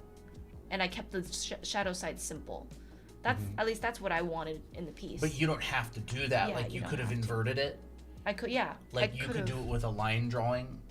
Like, The yeah. shapes are the important things, right? Like what kind of, and the form makes the shapes. It's Yeah. like shapes are important. What makes shapes? The form. Light hitting form. Yeah. So it's like you go all the way back to the beginning, and it's like to the ABCs, right? How do I render a cylinder? How do I render a box? How do I render a cone? How do I render a donut? And then you take one more step forward. Okay, how do I render 2 cylinders morph together? How do I render 3 cylinders morph together? Okay, and now you go to the next step, which is maybe like a diaper fold or something, which is this. This Yeah. is very much a diaper fold. Yep. Which is a bunch of cylinders that are kind of drooping. And so if you know how to render a cylinder, you could render a diaper fold. Yeah. But then you kind of throw all that on the side and you go, I know how to do all of that. I know how to render a diaper fold. I know how to render a cylinder. Now I'm going to like majorly simplify. But you couldn't simplify if you didn't know how to do the previous stuff. It's like you have to do it in order to like take it out. Yeah. As Colton said earlier. Yeah, and so it's like you learn how to render a cylinder, you learn how to render 2 cylinders, you learn how to render a ribbon, then you learn how to render a shirt. Then you kind of like throw all that stuff on the side and you go, what's in light, what's in dark, with all that like kind of underlying. It's like using a filter. It's kind of like a filter, yeah. Yeah, like you're manually filtering it with your eyes and your decisions. Like you're not just trying to make a copy like one-to-one piece. Like if I were to just be a copy printer, like, you know, I'd probably make this darker. I'd be more like hyper detailed about it. But instead, like when you're painting, like it's your decision. So it's like you become the filter. Yeah. If that makes sense. Sometimes it's about making shapes with intention and pleasing rather than too accurate. It's not about accurate or inaccurate, because like Christina's shapes are accurate. They're just grouped in a way. It's like they have to be accurate to look like the thing. Yeah. But they don't have to be, like, the shapes are the things that matter. It's not necessarily the lightness or the darkness so much. Yeah. It's difficult to Explain. yeah, I'm trying to figure out a way to explain it. But it's like you have all this underlying foundation. Like Christina knows what a diaper fold is. She knows that there's triangles that show up in the clothes. She knows that she's like drawing around the form, right? Like every time she draws a line in her head, this is going on. Mm-hmm. Right? She's like drawing around this form like that. She's drawing a triangle, but in the back of her mind, she's going, this triangle's going over a cylinder. So it's like, it like nudges things in a believable way. I guess that's kind of the best way that I could explain it. Like, it's not like one or the other, I would say. Like, I mean, if you want to go for high accuracy, then go for high accuracy. Your art's going to look different. You can. Yeah. That's more of like surface level stuff. Yeah. I feel like as we continue taking this class, I'm more like, wow, this is very, like, once you know the fundamentals, everything becomes kind of subjective to what you want to achieve. Yeah. It's not like, oh, you have to do it like this or you have to do it like that. It's very much a free thing. Yeah. Like there's a lot of freedom in art. Yeah. I mean, I like the philosophical side of it. You know, it's really awesome. I think it's great. Yeah. It is just hard to explain though when there's not much foundation. Yeah. And like you can see, Christina and I are thinking in the exact same way. Like I've got a diaper fold here too. Mm-hmm. My diaper fold looks like this. Right? Christina's diaper fold looks like that. They're both diaper folds. Mine's on the front, hers is on the back. I'm using a line. Right? Yeah. I'm using line. Like I went ahead and drew a contour line over this. And I can like describe this form, like what's going on in my head is that. Mm-hmm. Right? You could draw contour lines around this. Christina's thinking in the exact same way, but Yeah. she's using no line. She's using like graphical shapes. But And we're I technically essentially also describing the same thing. What? Yeah, and I started with line. Yeah, You know, Christina started with line, and she didn't like it very much. I didn't, because it was like it's not what I want to do, so I switched to tone instead. Well, it was like kind of half line, half tone. It was half line, half tone. I'm like, I just got to make a decision. Like, do I want it line or do I want it tone? So I ended up doing tone. But I kept this drawing as like a guide in my brain, so that I can actually make these shapes more accurate. You know, and as you paint, like your line work's gonna get covered, so you just like continue modifying it. It can, unless your line works on top. Yeah. And there's so many ways you can do it. Mm-hmm. It's so much less about like the particular technique as it is like the underlying kind of like principles. Structure and principles, yeah. How do you break from symmetrical ruler overuse? I feel like I use it too much now. Draw traditionally. Yeah, that's true. Or That just is true. simply don't use it. Yeah. You know, put a I don't know what button Put a it is for self-imposed that. rule. Yeah, self-imposed rule, or just draw on a sketchbook. Yeah. I would say, if you really are determined to break yourself away from it, you can make yourself do it. Mm-hmm. It depends on the desire. Depends on how badly. Download a program that doesn't have symmetry, or the biggest one I would say is just draw traditionally. Use it, make it so you physically can't. Hire someone on Fiverr to program a plugin that disables it. Whoa, that's sick. That's an advanced tip right there. Mm-hmm. Maybe your program accepts plugins, maybe not. Probably hire someone on Fiverr like $5 to do it. I'm just gonna nuke all this detail. There's a lot of channels that have like custom mods for Minecraft and stuff. Like they'll make custom mods just for a video. Kind of cool. Yeah.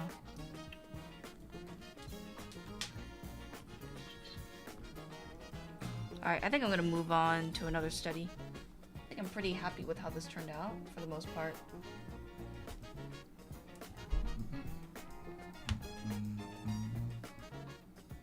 How to disable undo short keys best thing. Yeah, I like when I don't want to undo, I just put my hand in my pocket and I'll just like manually press the eraser tool. That one's pretty simple for me. Like, I just don't have my hand on the keyboard.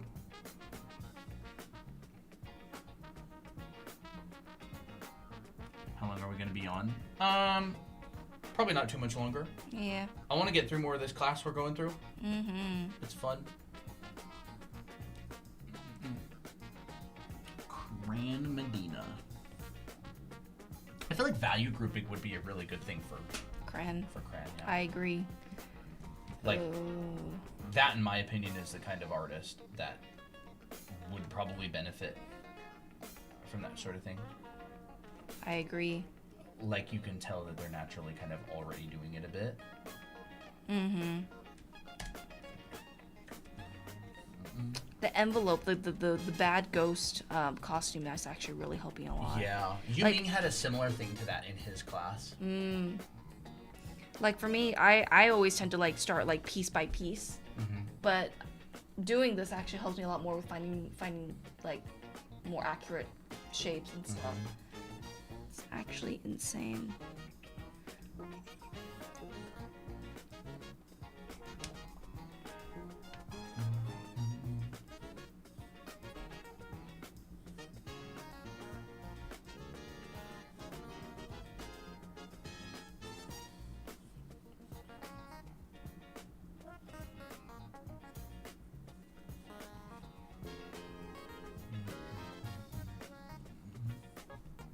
It really is like sculpting. I want to study a soft art style that's like cubic, but I don't know how to start. Do you guys have tips? I don't really know. I have no. I'm not really sure what you mean exactly. What soft cubic? Aren't those contradictory? Like cubes have hard edges, but soft is kind of like blended, right? Soft Yeah. cubic? You mean like when I hear soft cubic, like this comes into my mind. Oh. If you want to share your screen.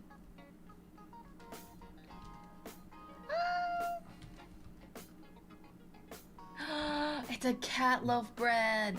You know, like this. This comes into my mind when I hear like soft cubic.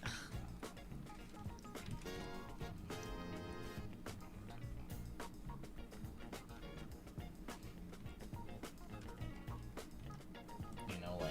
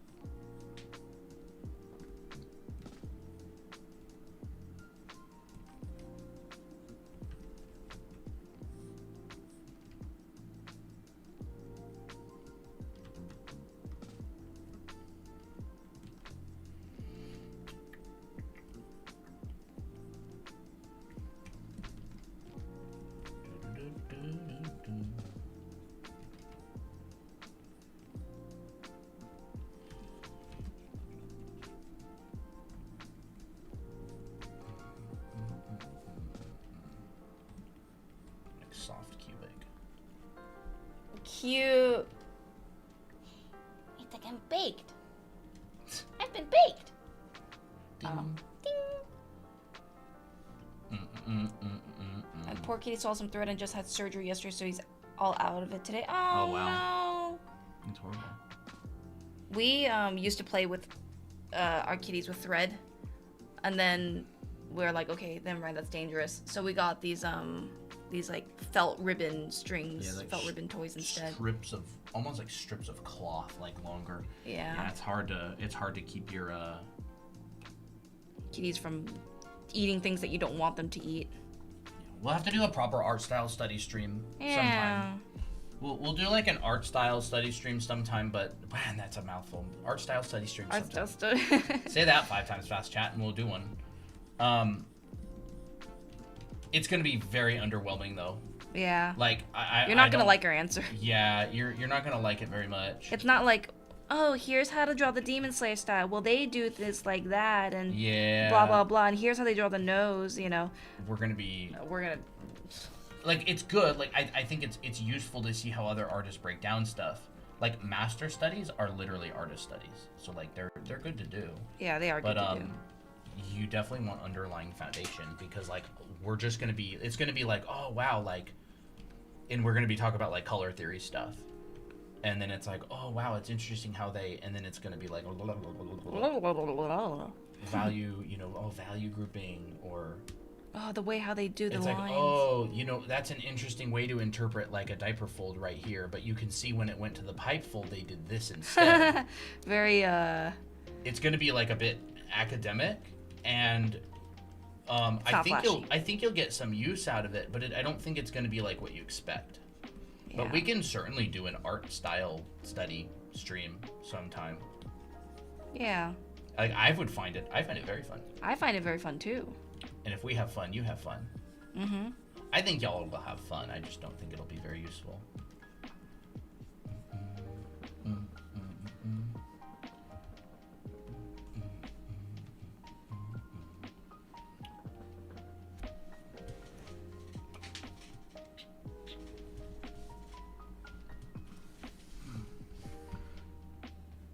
Yeah, that's exactly what I mean. Not like, like what to study about the artist's art, like what makes the art look like the art. Yeah, that's exactly what we would. What I mean. Yeah, like it's. I love Leyendecker. All I got was orange tones and blues. Yeah.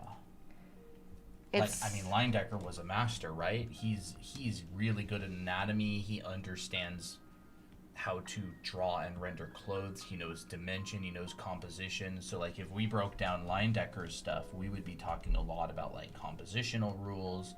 We would be talking a lot about different types of folds and how he simplified them. Like we would be using a language that's like we would be using words that mean a lot to Christina and I because we've dealt with them for a long time, but it might not be that I think the question we'd hear a lot would be like, what does that mean? Yeah. Like, what do you mean by that? And I'm totally happy answering those kinds of questions. But all we would really do is just be like, we'd kind of point back to foundation and be like take a figure drawing class or take a costume drawing class. A lot of good figure and costume drawing classes out there. Yeah. Like what? I feel like the default, or I would say the thing that I think a lot of people want when we say, oh, how to study a style is, oh, Leyendecker, or I don't know, artist for Bleach draws lines like this. Yeah. Or, oh, they draw eyes like this. They're all doing the same thing. They're just interpreting the same thing in slightly different ways. Yeah. And if you understand the underlying, like we're trying to foundation explain below all of them, the style is something that is much easier to understand. Yeah, like, we're not trying to talk about, like, styles of paint.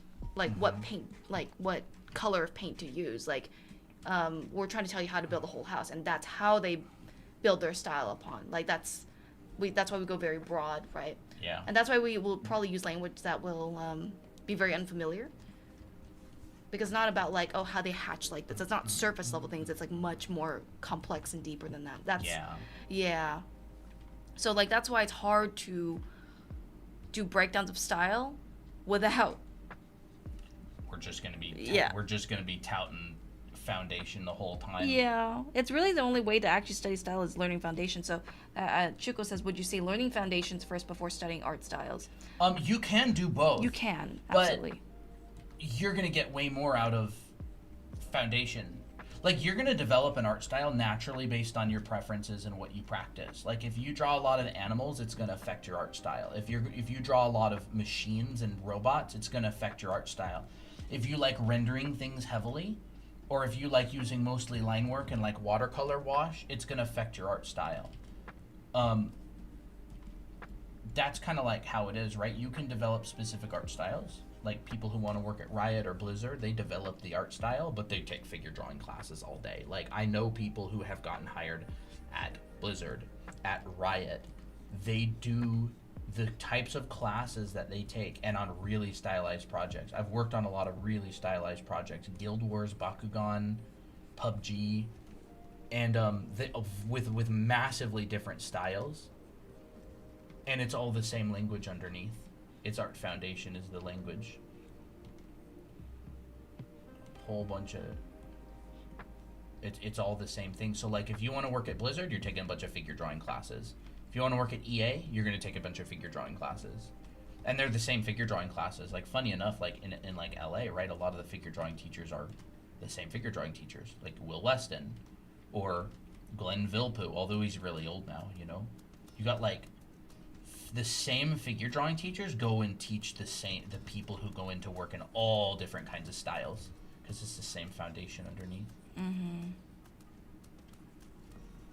But it's a topic I love talking about. I love talking about style and thinking about it and everything. It's great. Mm-hmm.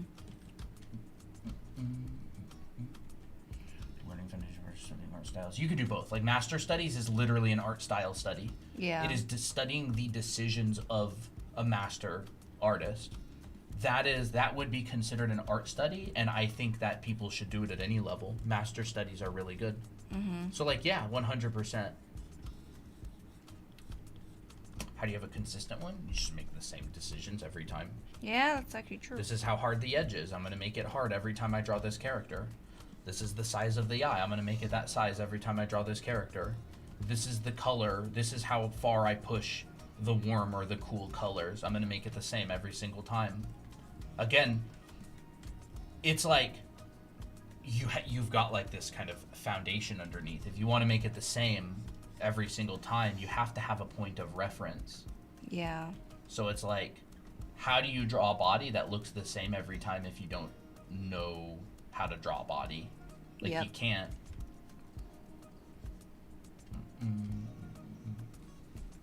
You just decide, like, I'm gonna make it the same.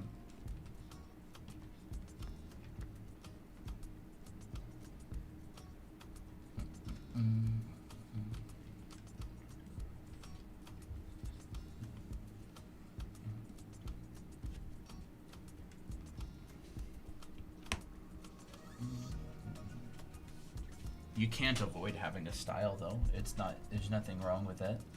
A style is just the way that you tend to do things, like, a lot of the time. But you can also mimic styles. You can develop a style if you want, a very specific style.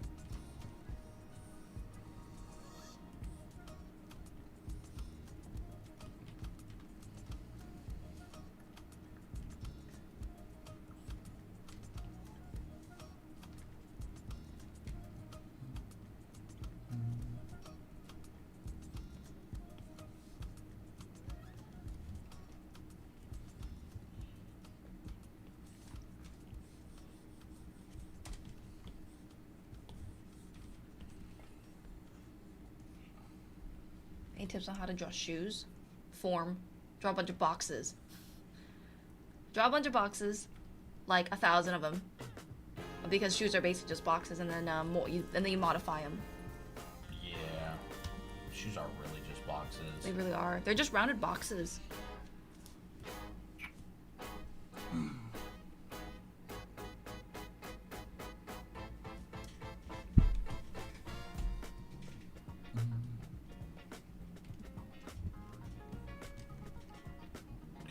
It's kind of like saying, like, how do I carry a sack of flour?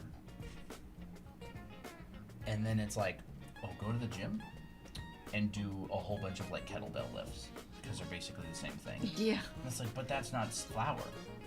But it's the Same same thing, motion. same motion, same It's weight. the same motion. It's kind of like that, you know. Or like, how do I start a lawnmower? It's just like, do your pulls at the gym. Mm-hmm. I can guarantee you do a bunch of those, but that's not a lawnmower. Same motion, same muscles. What are those called again? I forgot. Like I don't know. Like, Tricep you do it like a kettlebell. Is that a tricep? No. Tricep ones are like this. Yeah, I'm talking about like where you what like is that? put your knee and your hand on the bench and you lift like a kettlebell or something.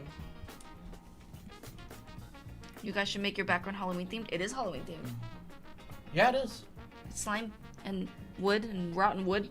At least that's our interpretation of Halloween. Back rows. Oh, Back rows. No, back rows is like, or maybe not. I don't know. Maybe it's the same thing. Maybe so. Maybe it's similar. I like the song too.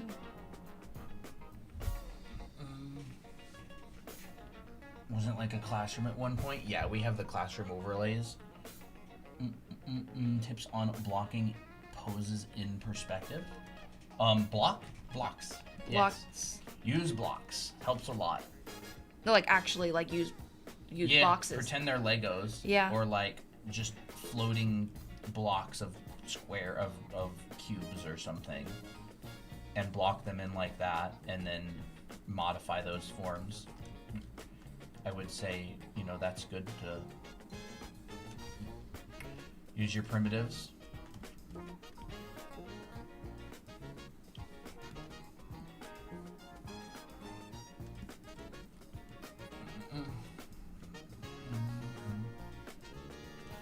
Have a good night, Artemis. Bye, Artemis.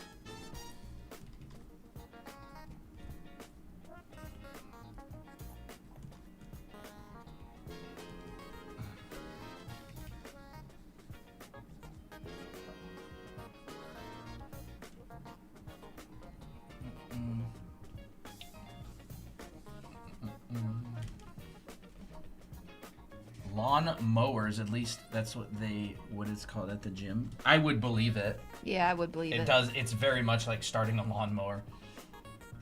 Back extensions. I think back extensions are like. Oh, I love those. Those are so fun. When shading, do you go with the darkest first or lightest? Usually work from the middle. Yeah. Work from like the average. So like I'm finding the average of this dress rather than starting with the darks and then the lights. Because But you don't have to. You don't have to. You can start with the darks Yeah. or the lights. Whatever is easier for you. You Yeah. know? Like whatever will get you to an easier point. A in the lot of drawing. people start with the average, but imagine you're doing like low key, Yeah. a low key piece. You'd probably start with the darks. If you're doing like a high key piece, you'd probably start with the lights, because it's almost like, I would say, yeah, you start with the thing that shows up the most, Yeah. which generally is like a middle value. How do you rotate box? There's some exercises to do box rotations. One of them is called Krenz cubes, and you start by drawing a square. Well, I'll just do this. I'll teach it a different way. Here's the front of a box, and then you rotate it. So you take this, here's the length of the box, and you go divide it into quarters, and this is where the edge of the box is now. So we're gonna go like this. And there's our box that's slightly rotated. And then we're gonna take that same thing, we're gonna take the length of our box, divide it in 4, and now our edge is gonna be halfway. So you can rotate the box and put the edge in the halfway. So this is a quarter, this is rotated 22.5 degrees because it's half of 45. This is rotated 45 degrees. And then if you do that again, but you put the edge right here. Here, I'll do it like that. It's essentially a flipped version of the other one, right? That one is 67.5 degrees. And then it comes back and you see the side like that.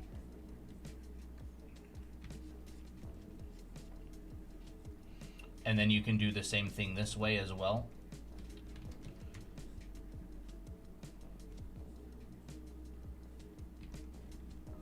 Right? Half. You can practice these exercises and do them over and over and over. This one is rotated part this way and part this way. So you're having your edge is still along this line and this edge is along this line. So you're seeing a little bit of the top and you're seeing a little bit of the side and a lot of the front.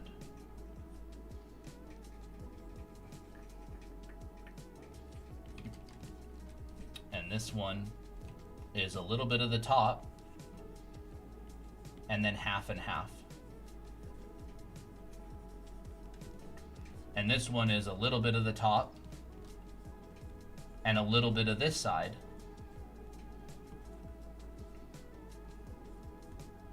Most of the side, right? Side, front, front, front, front, top, top, top, top.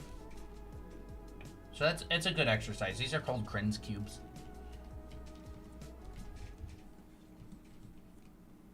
And I would recommend as well doing draw through. So like this one's not quite lined up. Draw through is when you draw through your object to the backside in order to make sure it lines up and it matches up. So this one would be like that. I'm drawing these kind of quickly.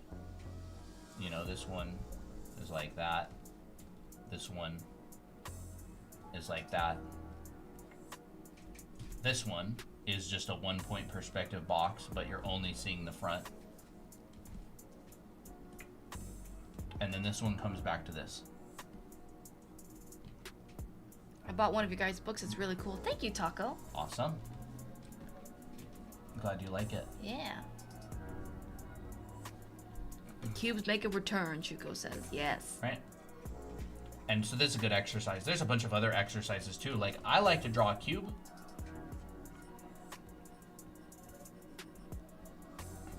And I'll draw through it. And then I'll pull out of one side. And so I'll kind of draw this lightly and I'll pull out of one side, right?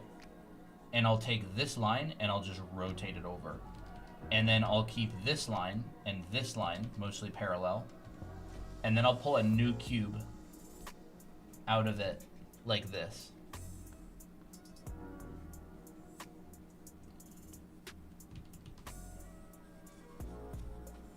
And then I'll just kind of connect these. And I'll do it, you know, you can do it to the front right here.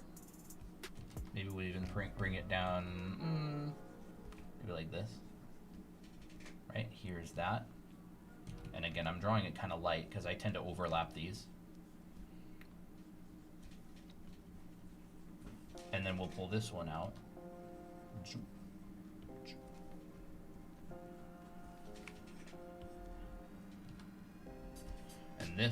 And this are going to pretty much be parallel.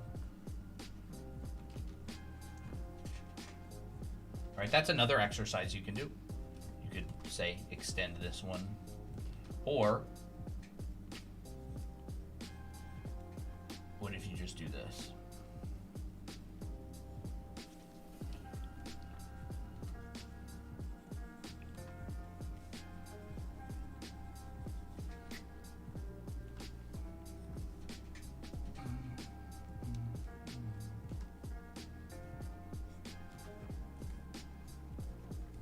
Draw a new cube over top of it. This is a really good exercise to get used to drawing boxes at angles. I call this bendy boxes. I don't know if there really is actually a name for it. My worst enemy is, whoa, I'm so confused now. If you can draw a box, like, it'll help with the confusion.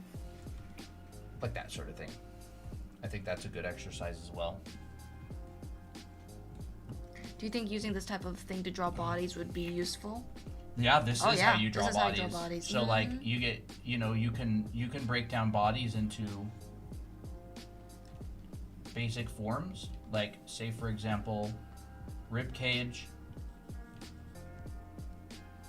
hip box, center line.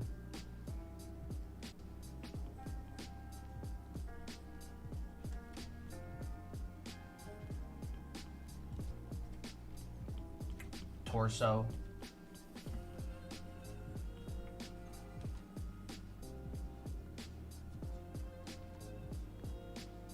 There's just, you can just draw like primitive forms. It helps a lot with that sort of thing, you know, getting dimensional. And you can, what you can do is you could take a torso like this and then you can rotate it. And you could say, what if I drew this from a back view? Okay. So let's try to draw this same thing from a back view.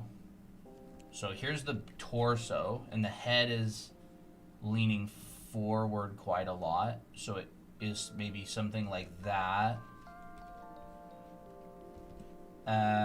Here's the back. So this is going this way and that's going that way. So this and that. But this is tilted forwards. So maybe more like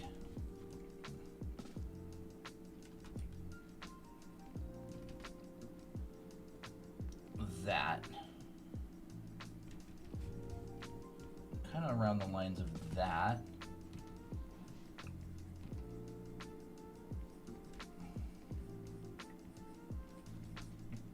Arm.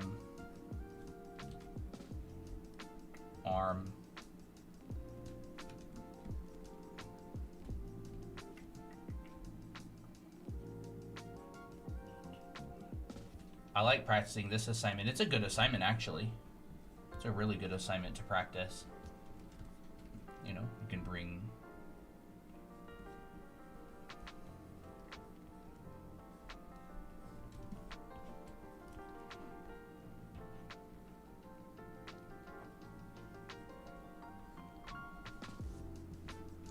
Do all cubes have to be in perspective?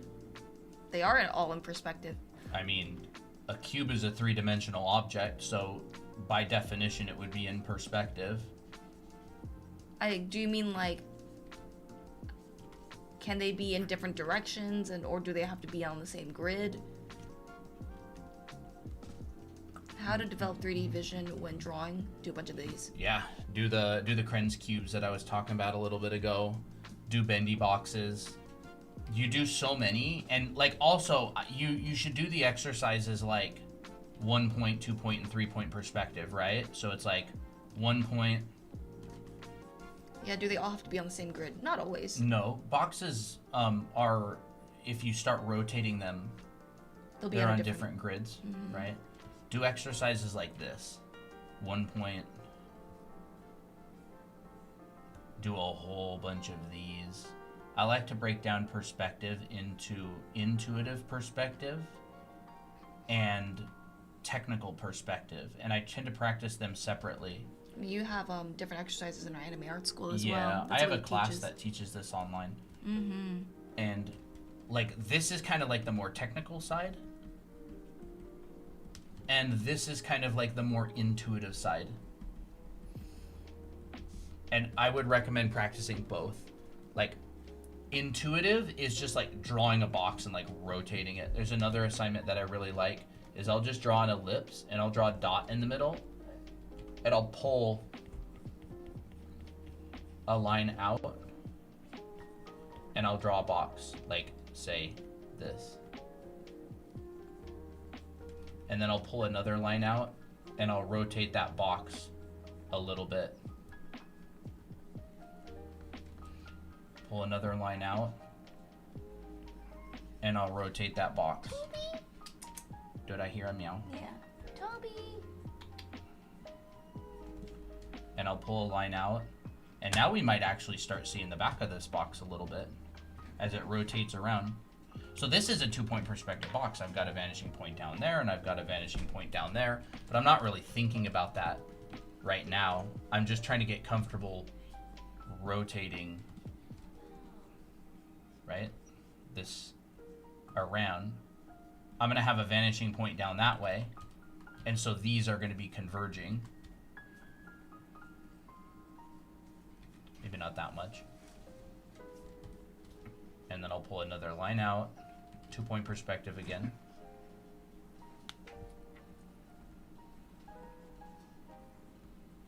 Hi, Applejack. One kitty has arrived. This one is, Oh, you just signed away there. there's gonna be a vanishing point down there. You may even want to put this in 1 point perspective. It's up to you. Like, that's another exercise I like to do. But yeah, drawing the same thing from different angles is a really good exercise. It's a little bit more advanced. This is a little bit more advanced. This is pretty simple. Like, I would recommend doing Krenz cubes.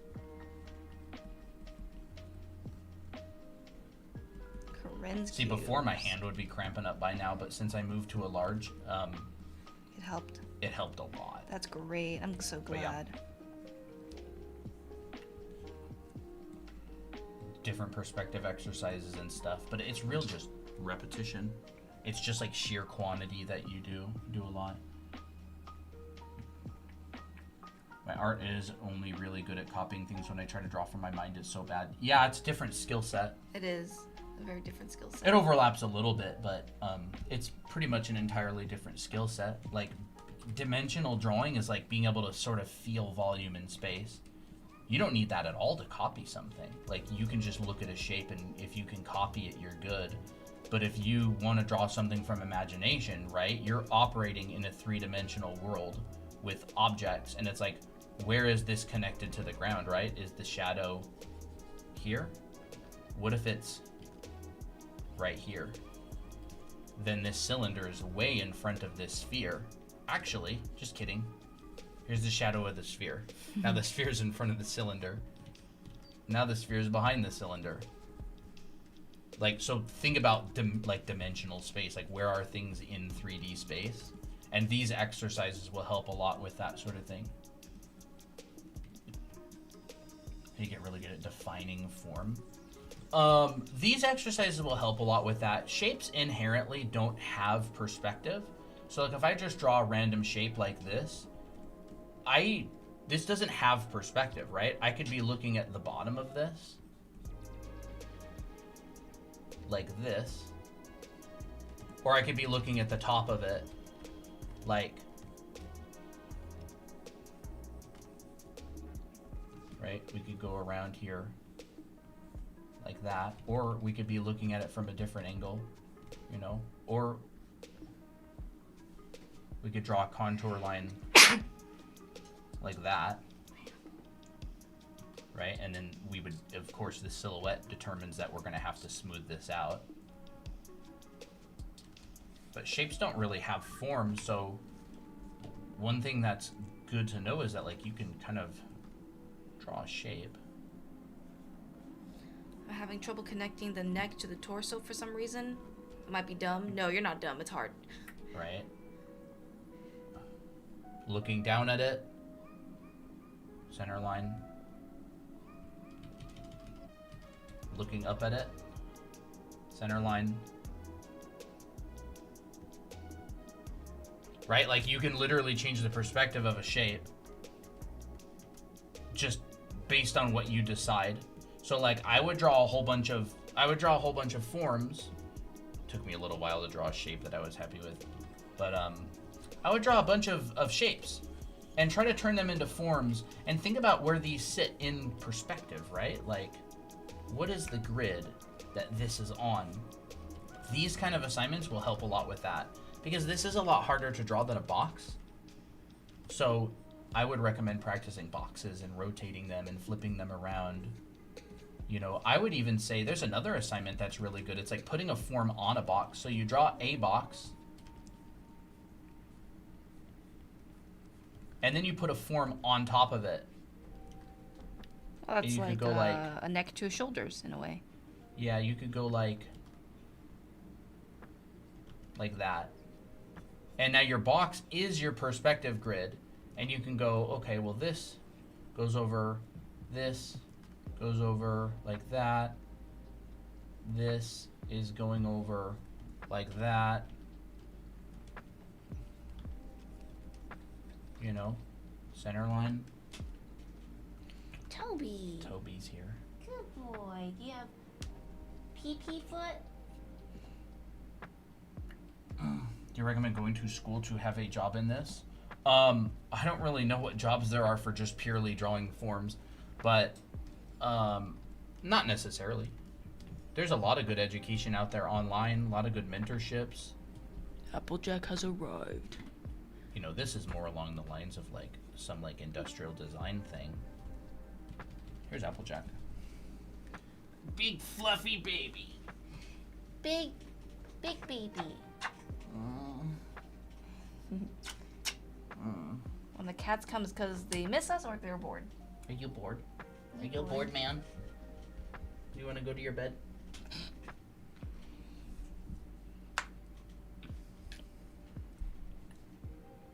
I might have missed this, but how do you change the body mannequins for different body types? You would start with the base, like a base body type, like what's his name? Eric. Eric. You would start with like a base body, and then you would modify that. So like if you have like a really skinny body, you would start with the base, and then like literally like carve it in and make it skinny. Or if you want to make it more like a chubbier body type, you would expand it.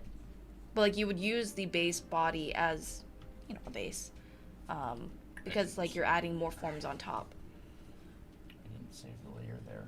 I was just talking about how this like shapes don't really have inherent perspective. So like if I drew a center line around this, I could take the exact same shape and I could go, you're looking down at it now.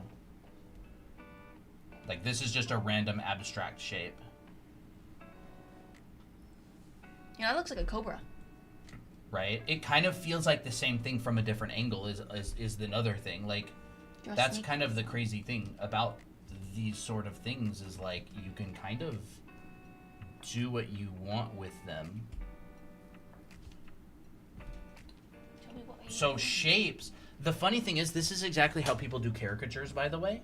They focus on making funny shapes and then they add the person's face to it and they add like the facial structure and the nose and everything. But like because shapes don't have perspective inherently, you can think about designing shapes and then you can add and you can design good shapes, good design, and then you can add form later. That's how like character artists work. If you go into like these guys, crap, there's so many layers, sorry. I'll just group all these and turn them off. Where are they? Here they go.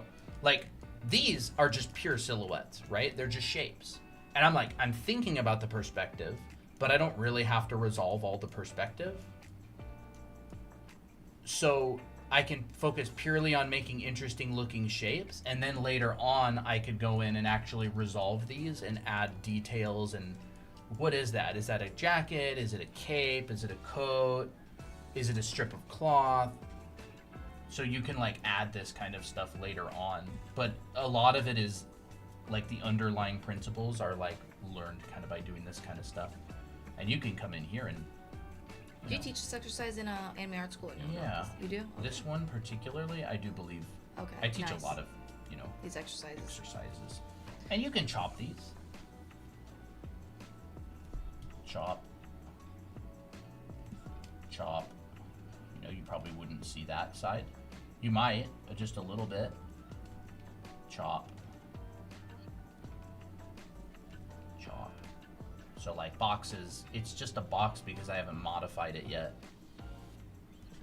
I was gonna say, if someone made a caricature of me, they'd probably make me have elephant ears. Do you know who Dylan Chunha Chat is? I don't know. Yeah, he's a figure drawing guy, right? He is? I need to look it up.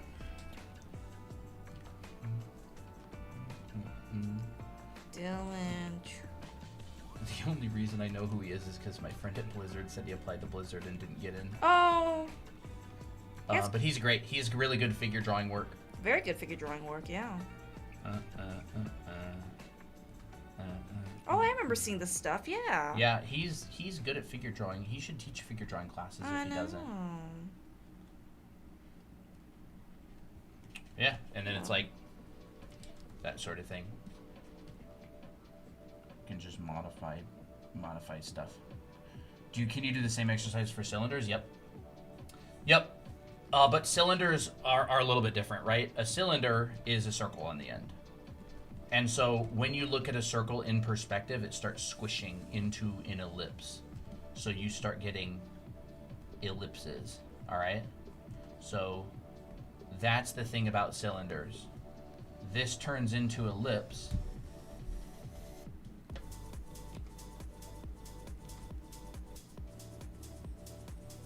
And this circle will end up squishing, all right?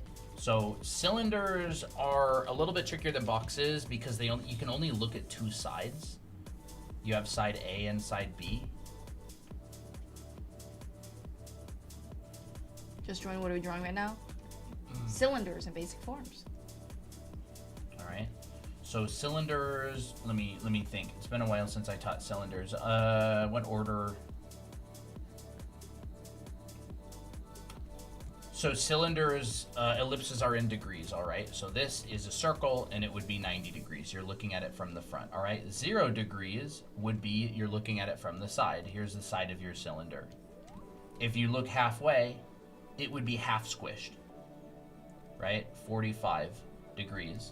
Over here is more, over here is less. There's a major and a minor axis. Minor axis, major axis. The minor axis is important because it points at your vanishing point. So if I have a vanishing point right here, well, I don't want that perspective. If I have a vanishing point, my ellipse is going to point at my vanishing point, my minor axis, which is the small side. All right, and then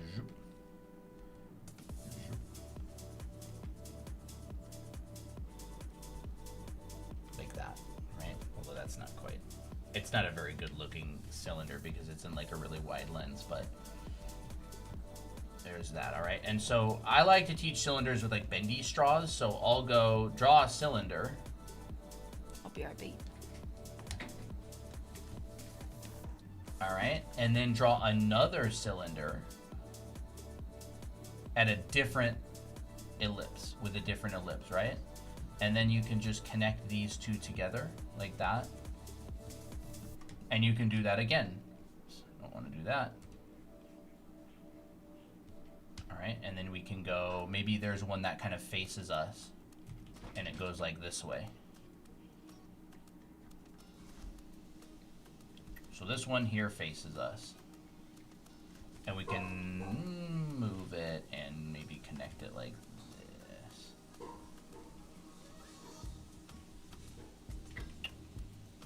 All right, and then inside of this bend, there's going to be ellipses. And these ellipses are gonna go like this. It's gonna be like a vacuum hose, right? And somewhere in here, it's gonna get flat. And then it's gonna come out the other side, right? So you're gonna have this, this, this, this, straight, and then it's gonna come out the other side and do that. All right, so you have like your ellipses, your ellipses, your ellipses, straight. Don't draw this straight one, all right? Just don't draw the straight one. The straight one will flatten your drawing. And so we pretty much always avoid drawing the straight one. There are certain cases where you do draw the straight one, but for the sake of this assignment, don't draw it because it's a straight line and it'll flatten your drawing. They will not all have a straight one. Ones that turn, that flip towards you or away from you will have a straight one. So like this one's away from me. If I have one that's facing towards me, that one's gonna have a straight one because it's gonna have to flip to come towards me. And I like to call this bendy straws. I learned it from an artist named Wouter Tulp.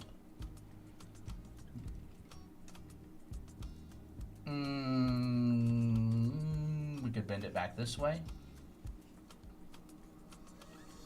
And this is really just like ellipse practice. Try to have some that are like, here's the thing, this is like one of the most common things. A lot of people will always use the same ellipse.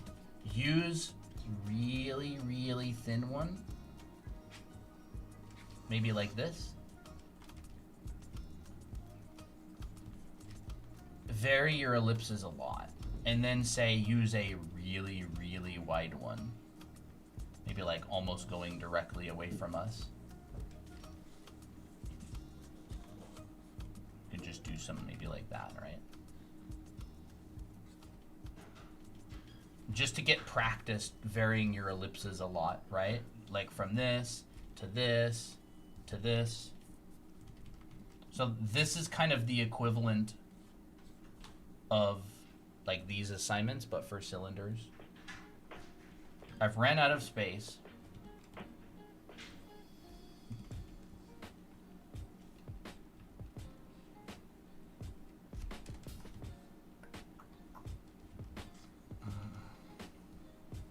I don't know what Christina went to do.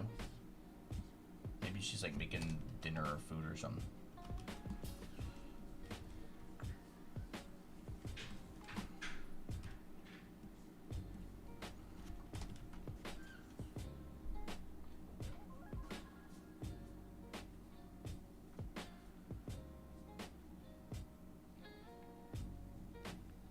My favorite video game? I don't really know, actually. I was super mega addicted to Baldur's Gate 3. Baldur's I Gate's good. don't know if it's my favorite game. I don't know. I don't really play a lot of games. I used to play a good amount of games. Don't really have a favorite game.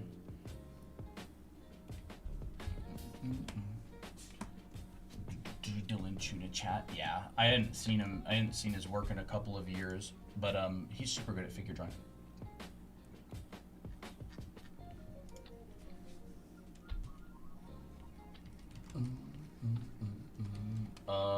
I mean, that's it. Like, this is pretty important stuff right here. This is kind of like form drawing 101 ideas. Like, it's the same shape, but you can turn the perspective different. Like, that basically means that you can design a good shape and then add perspective later. It doesn't have to be the same, like, this doesn't have to be the same form, right? Like, I could go like that.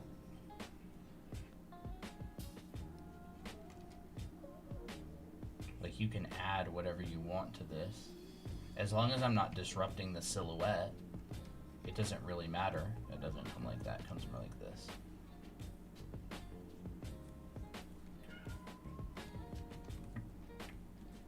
And if I bust the silhouette, and if I go like this, then if this form is symmetrical, I'm gonna have to reflect that on the other side, you know.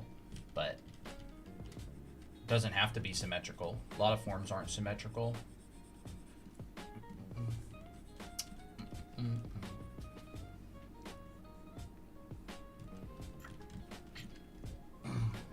Cassidy, if you want to draw a men's side profile body, I would focus on the spine and the curvature of it. We covered a lot in multiple streams. We probably, let me look. I know I covered it like pretty recently. Yeah, I covered it like 2 streams ago, although I don't know if that one's on YouTube. A couple streams ago. I did like a basic structure of a side profile body. Like, break it down. Break down torso first and legs. Find the proportions of that. And don't add any arms yet. Just get the overall, like, zigzag. Because, like, guys, or just any body in general, will have, like, this kind of zigzag motion to it. So, like, rib cage is like this. Pelvis is like that. Legs, you know, and all that stuff. So find those rhythms and do it simple. No muscles added or anything. That's what I would do.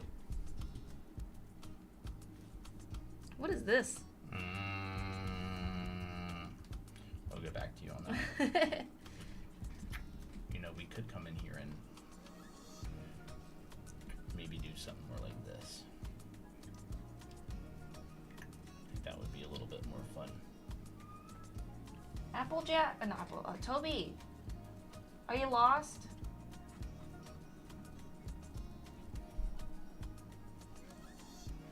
A burrito with ears, you know? Kind of does look like a burrito.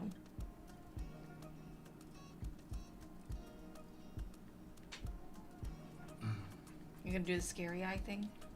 It is kind of interesting. How did he do it? I didn't really see. He basically just drew like the pupil or iris as if it wasn't covered with eyelids, and then he drew like eyelids over it, or like erased it out, so that. The scary eye. That's so stinking awesome. I know. I love it. I actually like really liked it. It's so good. It works so well.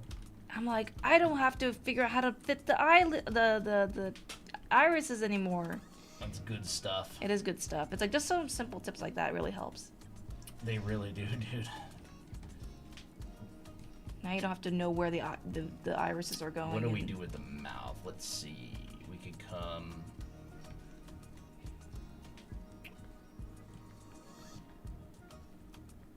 Let's do this.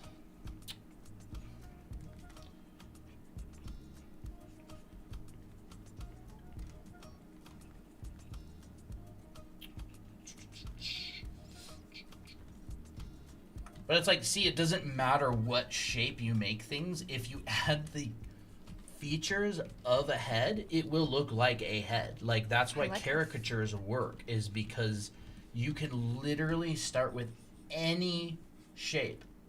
Any shape. Any shape that you want. And if you add the things that make it look like a head, like keystone, these can be wildly different proportions too. It will look like a face. It'll look like a head. You know, you can go like literally any. Wouter Tulp's really, really good at doing this. And it always will feel like a face.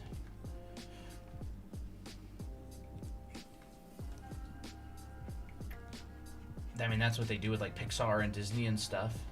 All their heads and face shapes and stuff are very interesting. Mm-hmm. Suspicious looking pair. It's like the people from Spirited Away. Oh, really? Yeah, we watched that together. Yeah, I just don't remember the ooey people. They were the heads that would stack. Oh, okay. The green. I think they were green, and they would stack. Yeah. Were they old or no? I don't know how old they are. Were they They old didn't look looking? like kids. Yeah. They look like adults, bro. Oh, okay. Yes, I do remember now.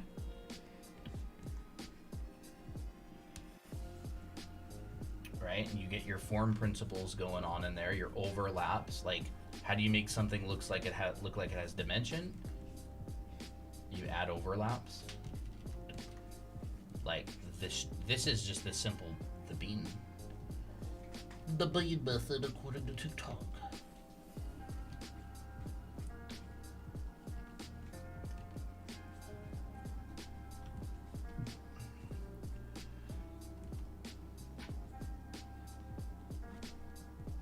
How do you think about designing the same shape at a different angle for the same character?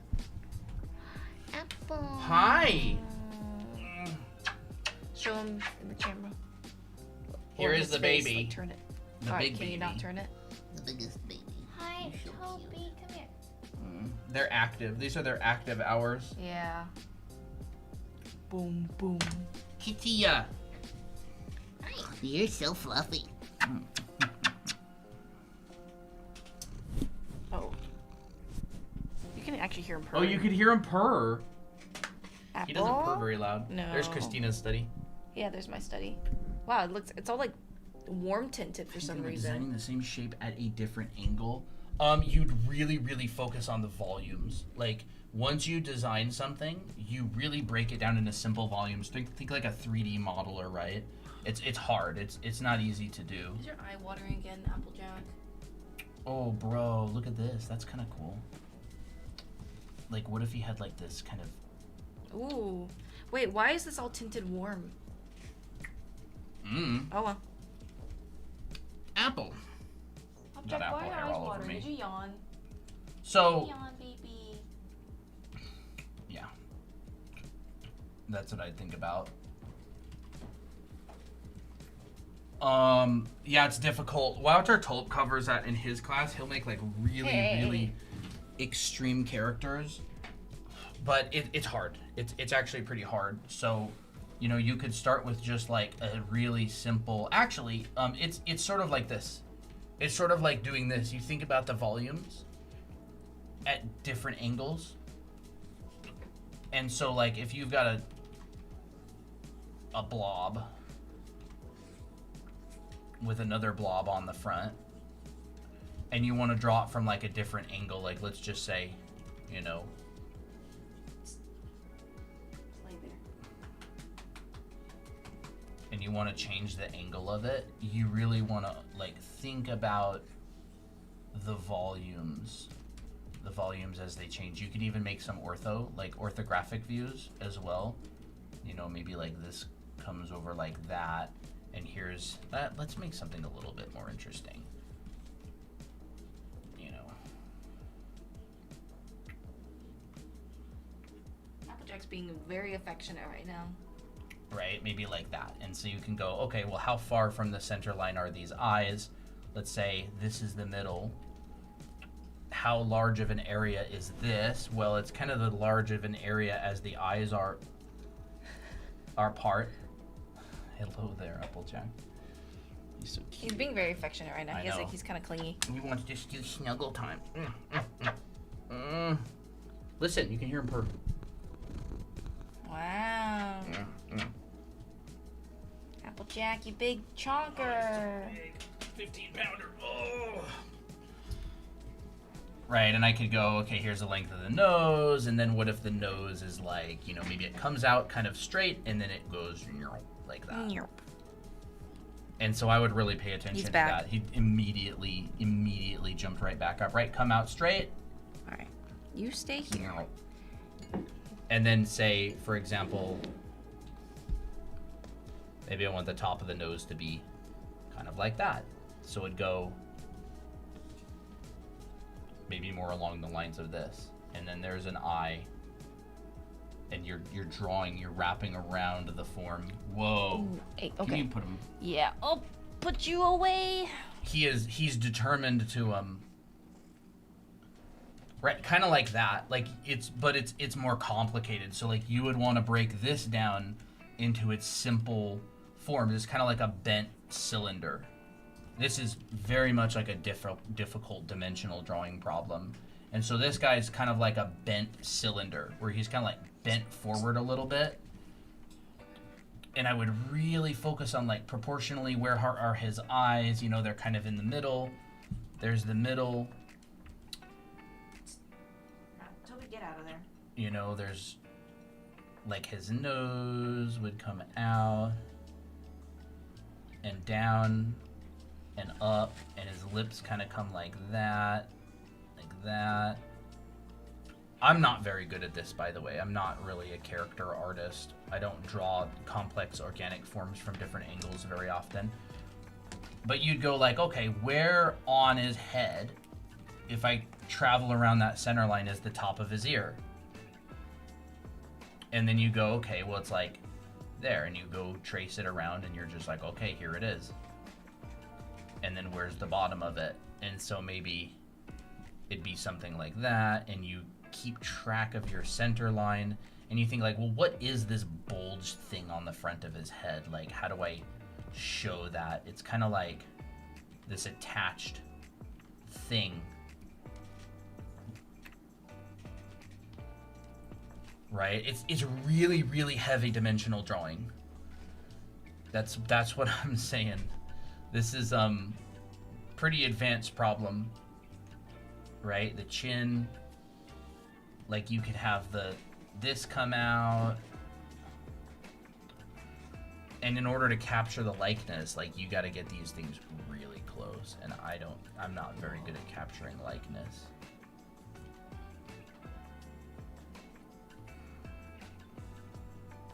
Right, cheekbone, but I understand the placement of these features. This is the cheekbone.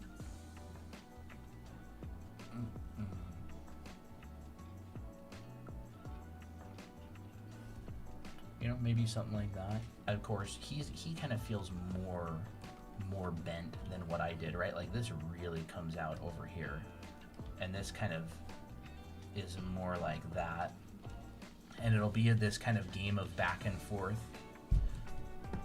Back and forth. I mean, people will spend weeks working on a character in different views. At one point, it might be like, maybe it's just more worth it to go into Maya or Blender or ZBrush or something. Mm-hmm. And like, what kind of eyebrows do we want him to have? Maybe like this. And so you're just like, okay.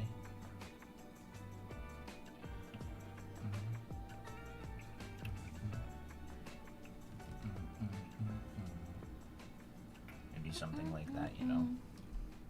I like his thick lips. I've taken fun. classes on this type of stuff, but I've never really developed the skills. So like I know the process, but it would take a lot of practice.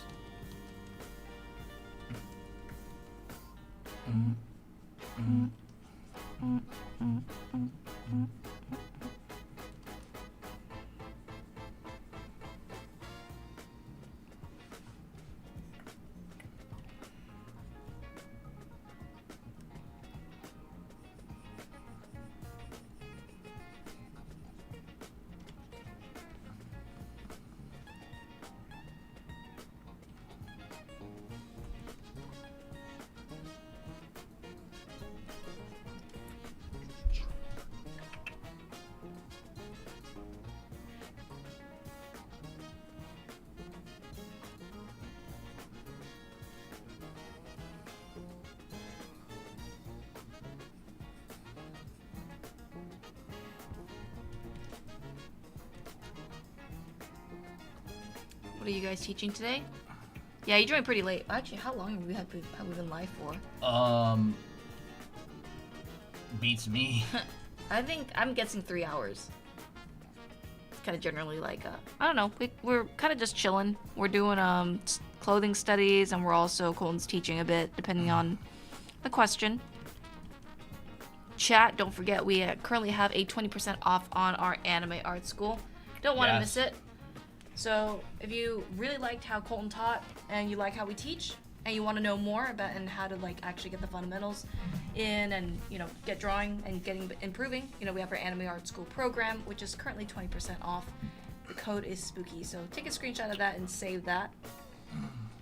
Oh, I really like that head, Colton. This one. Yeah, that one's quite nice. I kind of want to bring her hair. I think I'm Okay, just kind of turn back because I really like it. She's such a diva.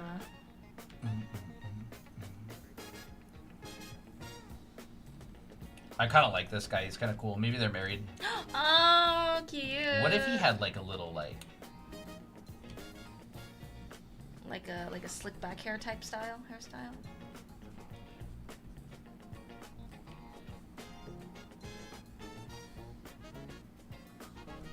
That's fun. He could. Businessman, the devil businessman, and the annoying, the annoying yelling wife who's like, "You're always scamming people. You're always ripping people off. Why did I ever marry you?" Why indeed? Be like, well, that's business, honey. That's how the devil works. Deceit.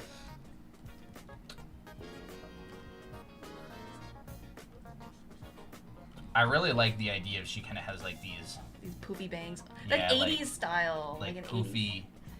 I like that.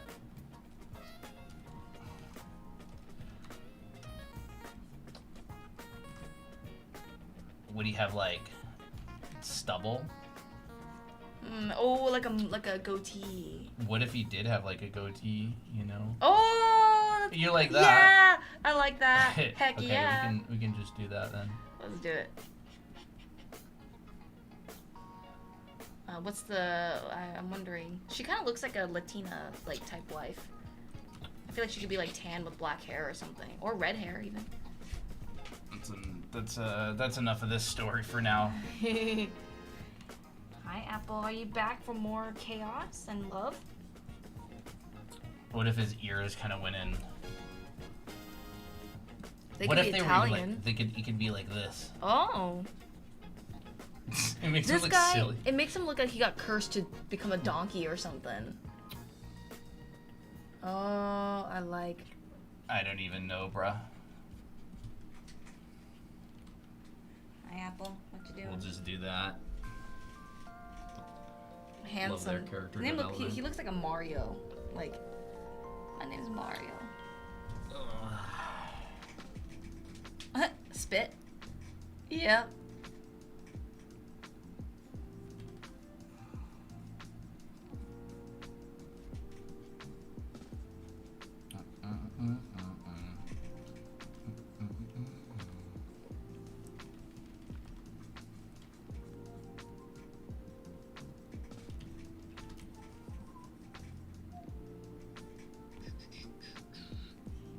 I love how everything's at just radically different scales too. Like this guy's entire head is the size of this guy's elbow. Real. I don't want to save. Yeah, rotating forms in 3D space, especially complex ones like characters, is hard. It's hard stuff. Center line. How it wraps around. Yeah, like how far out does this come? What? Toby. Toby. What you doing?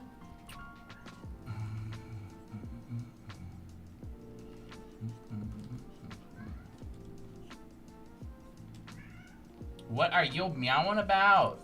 I need to get something. Toby, come here.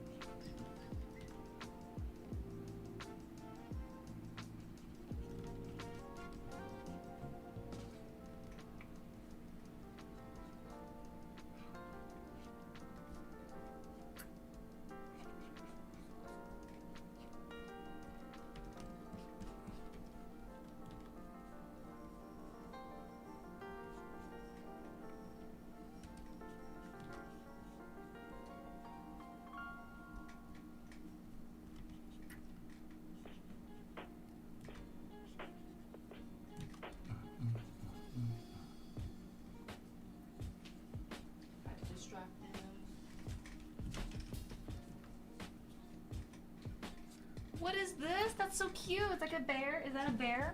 I don't even know what it is. I'm just trying the exercise and seeing if it works at all. That actually looks like a bear. It's cool.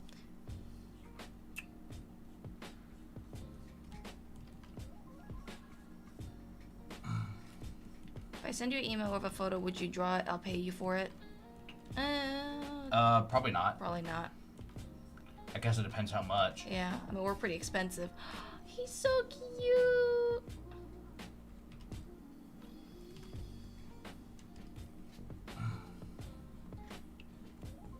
Oh, it's a girl now. Oh my gosh.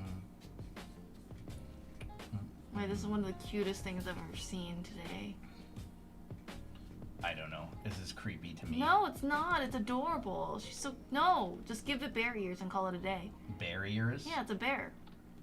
Oh, bear ears. I think it's bear ears.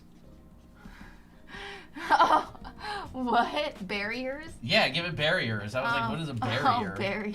What the heck does a barrier look like? Like this? Look it up.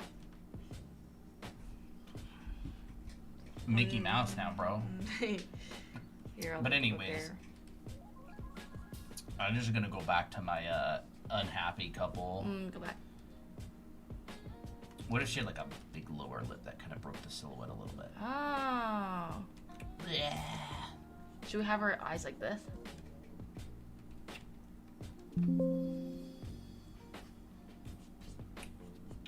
She could do something like that. Bossy, bossy, wifey. He needs to be bossed around a little bit. Mm-hmm. Oh? What is it? That's cute. Yes, perfect. And then just add a bow on top. I don't know. I have to use... Alright. I mean, if you're gonna wrap up, then I'll just stay for a little bit longer. Well, chat, I think I'm gonna wrap up. Yeah. It wasn't a short stream after all. Who would have thought? I know. Who would have thought it wasn't gonna be that short of a stream after all? Probably half the chat knew it would probably end up happening. She totally had plastic surgery. All right, everybody. Thank you for showing up. You know, did a little bit of drawing today. I did this study on the side, talked a little bit about shapes and forms and exercises and stuff. Didn't draw that. This was from yesterday. You still haven't saved it yet? Nope. This is an untitled document. You're playing risky. And then Christina did a couple studies too. This was more of a study stream, honestly. Who will keep me company? Your cat. Have a good night, everybody. I will, we'll see you later. Thanks for hanging out. I need to go through class tonight. See ya. See ya. Bye-bye, YouTube.